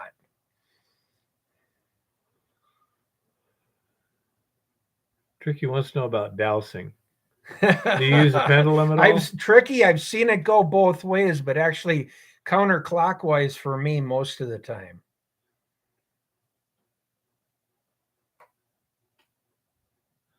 I would think so, Rock. I was talking to a guy when we were hauling salmon along the Pacific coast. We were at the mouth of the Klamath River.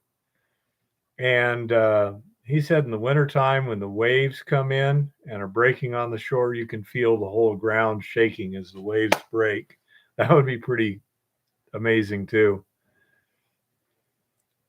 That's a lot of the science in this really is, as you excavate, you can see the layering and try to follow what should have been an energy channel or whatever. And that, to me, that's part of the hunt.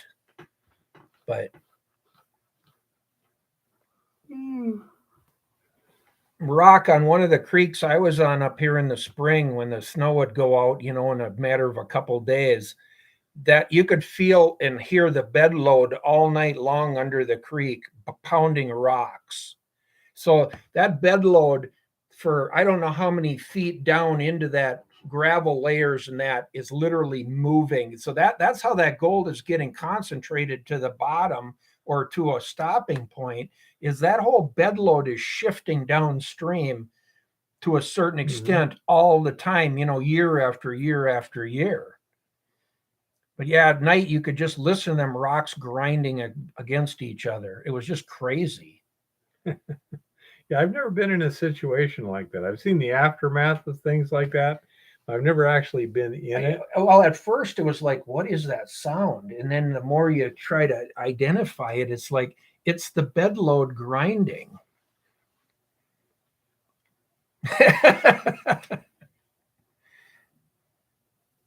Okay, I want one. Well, yeah, Alaska's got some pretty good stuff, but even in Phoenix, Arizona, every once in a while they get a big flood, a lot of snow on the White Mountains.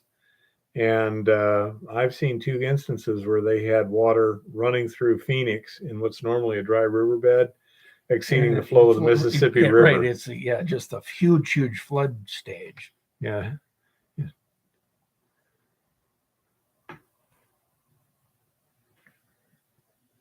Well, that's cool. A 1 ounce Okay, silver Tricky. round that looks like a pizza, and it's in 8 slices.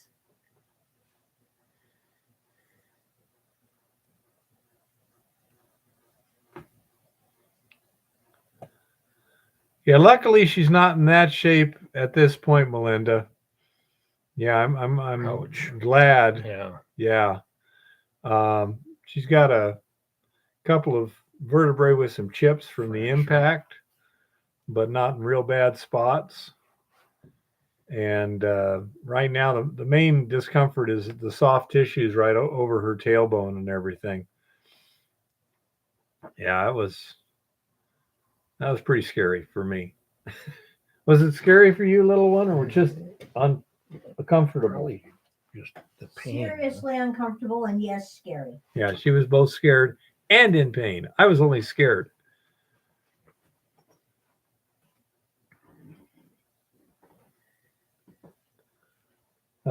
Chris wants to know, did they actually image the coccyx? Yeah, I saw the film and I saw the CT and they imaged the coccyx. Eva said yes, and she saw the images. Okay. I saw the CT. They imaged the coccyx, and when they do my DEXA, they're going to image the coccyx. I hope. I will ask them to. Okay. Oh.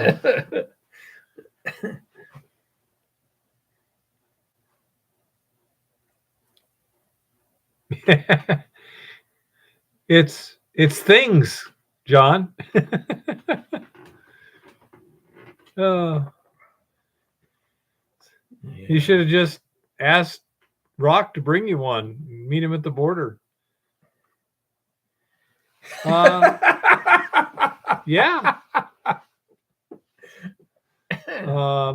Well, let's see. Oh, don't forget the nosebleeds too. Yeah. That wasn't terribly well. No, sorry. The nosebleeds weren't painful. The treatment was quite painful. Man. Here, let's shove this up your nose to stop the bleeding. Yeah. Can we think of something better? You know? Then leave you like that. Yeah.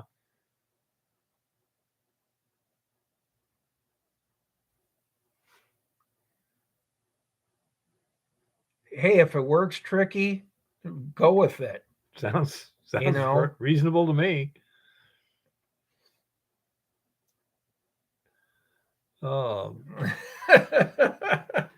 Yes. I tell you what, it does get you quick service at the emergency room to walk in just bleeding all over everything. Yeah. Yeah, they get you. I cracked my head open one time, and I was totally covered in blood. My boots had blood in them. Oh man. And the nurse says, "Did it bleed much?" No, not at all. Do you have eyes? It's like, hello. Yeah, that's where you go. Yeah, it's like, You missed one. Yeah, That could have been good. Oh, jeez. Did it bleed much? Yeah. No, not at all. I'm glad we had that what do you call it? Hair dryer set up for drying the spot test. Yeah. Because got her covered up and stuck that under there, and at least she didn't have trouble staying warm. You know. Oh. Yeah, because that was cold. It was a cold day. It was below freezing, or right around freezing, and wind coming in that door. Yeah.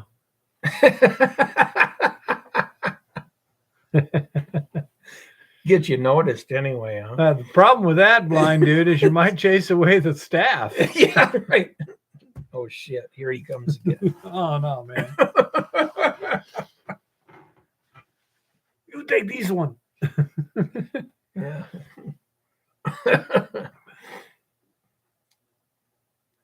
That is correct, Jeff. That's basically where she landed. In this area here, that's where she hit the concrete.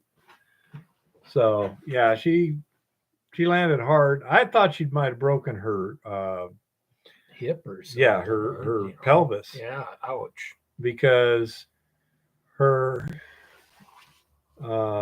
take care, Melinda. Yeah, see you, Melinda. Thanks for everything.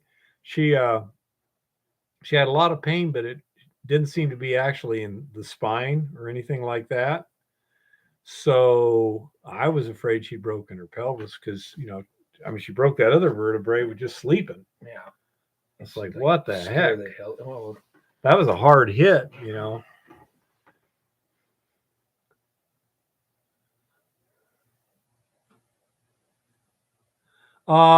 Leeches, when you've got a finger that's reattached, yeah, the blood tends to pool. Yeah, so you put the leeches there, and that really does work, Hey, Bryce.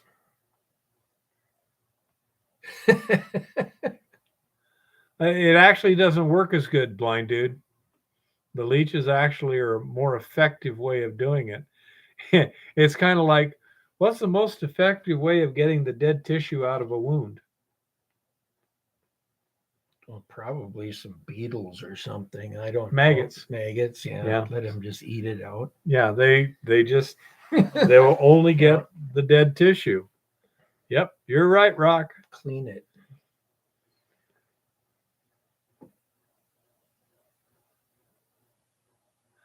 I agree, John.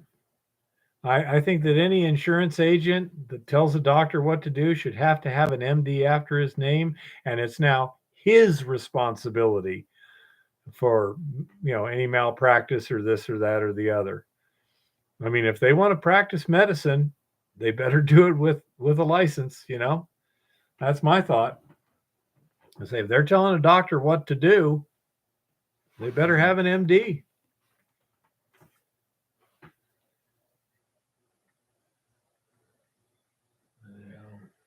No, I agree, blind dude. And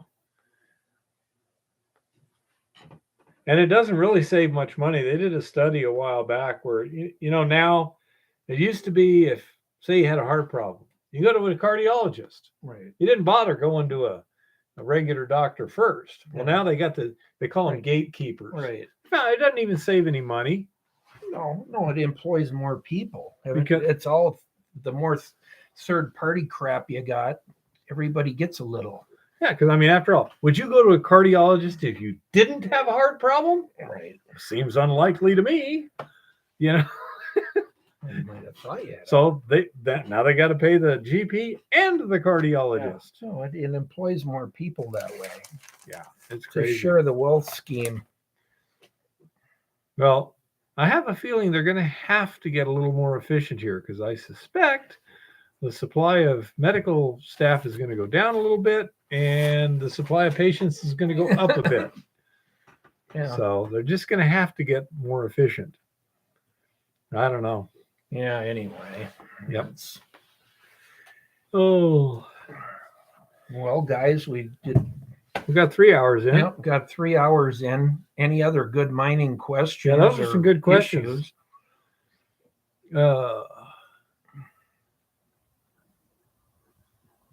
You bet, Yeah, blind. it's totally confusing. It's best if your doctor staff handles it for you because it is so damn confusing. If they can do the referrals and this and that and the other, it'll help a lot.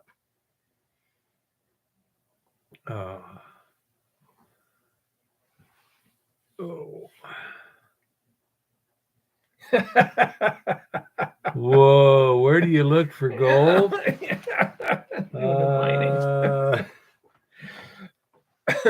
Does that Rod. look like gold? No. Pyrite. How about that? Does that look like gold? That's a pretty piece, actually. Yeah. Well, that is too. Yeah. This is from Basin. Yeah. We picked this one up. It's a lot of metal in that one. Yeah. This was a specimen from the rock show or something. The dirt. Yeah. Yeah, sounds like a good idea, Jeff. Let's go space mining. I get motion sick. I'm afraid. Distance. It's got a distance issue.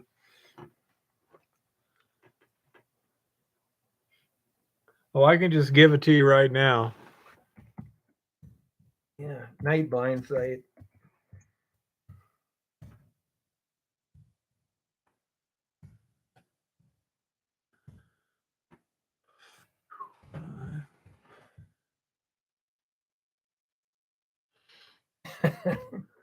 There you go, Tricky.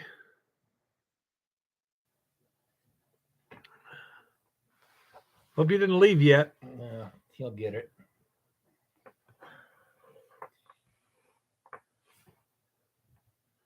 Come on over here. We'll find a seat for you, Rock. Yeah, get you on. Probably have to figure out how to do We'll this have with to. Yeah, multiple we'll have to people. do a split screen. We'll have to figure it out, Rock, and do some stuff here. I'll be calling you here, and we'll discuss what else we can do in the next couple weeks here. A silver pizza That's cool. in 8 pieces that you can break off chunks.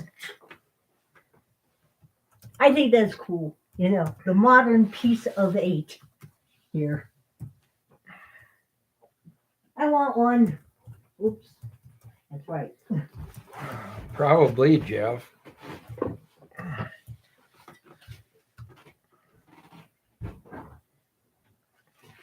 Yeah, I'm looking forward to it too, Jim. That, see what we can do to keep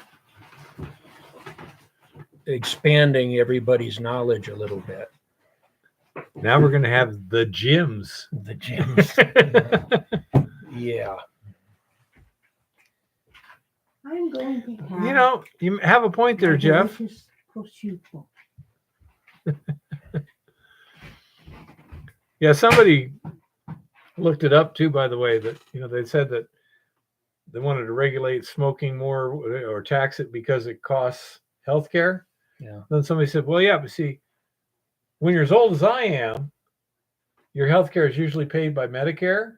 But if you die younger, it's usually private health insurance. Mm-hmm. And they found out when they did the numbers that smoking actually saved the government money because people died before they got to Medicare. Before they got there. Because you're going to die someday, and it's going to cost money when you die. And yeah, it's it's funny.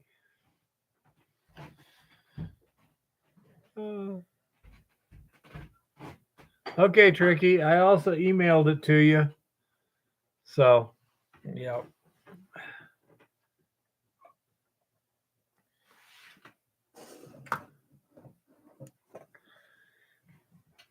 oh, I'm sure you can, Rock. You've had a lot of experiences. If nothing else, you could tell some great stories. But I mean, I'm really interested in if you ever get up here seeing what your idea is about some things. Because again, you got so much more experience than I do at this exploration and geology thing. Yeah, Rock needs to come visit us.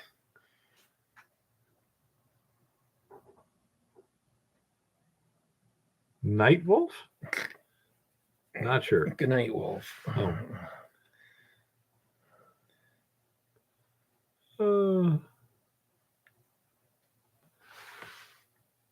Yeah, we'll see what happens. I'd love to meet you sometime and as I take you and show you some stuff and see what you think. I hate this phone. So do I. Whatever this phone is, I don't like them. Yeah. Well, I think so too, Jeff. All right, everybody. Well, want to say thank you to everybody for getting in the show and being involved here. Yeah. Had some good questions tonight and everything. Yep. Before everybody's gone here, as we're losing people. Yeah, they're dropping out one at a time. Yeah, if anyone got any more questions, better get it in quick. Jeff says you look good, little one. Thank you.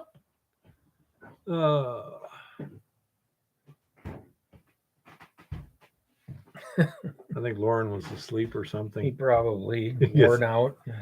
Well, yeah, he gets tired and this and that. Sometimes he's in pain, so he'll take some that pills or doesn't help whatever, either. and pass out. So he might have been busy. Who knows? But usually, if he's just doing stuff in the shop or at home, he usually Yeah, drops but in on. sometime. Yeah. Probably forgot it was Monday. I damn near did. Just every day is just another day. Yeah. All righty. Rock says to rest your back. She does a pretty good job of that. Lauren, quiet time. There you are, He quiet. is there. There you are, Lauren. He is there Yeah. somewhere. Quiet Okay. time. We'll call you up on Wednesday, see how things are going. Wow.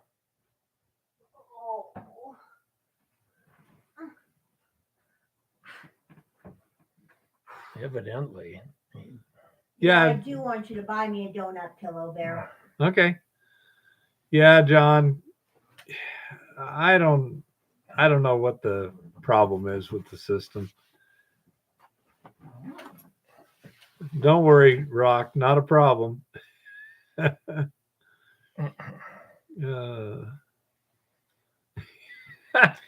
did. Okay. All right, guys. Thank you. All righty. we'll go ahead and call it a night here, and everybody have a good time and and I also want to thank Lauren for picking Eva up, taking her out there that trip. As you could just hear the happiness in her voice, and that just makes me so happy when something like that. So thanks again, Lauren. I appreciate it. You guys take care. Happy prospecting and keep it safe out there.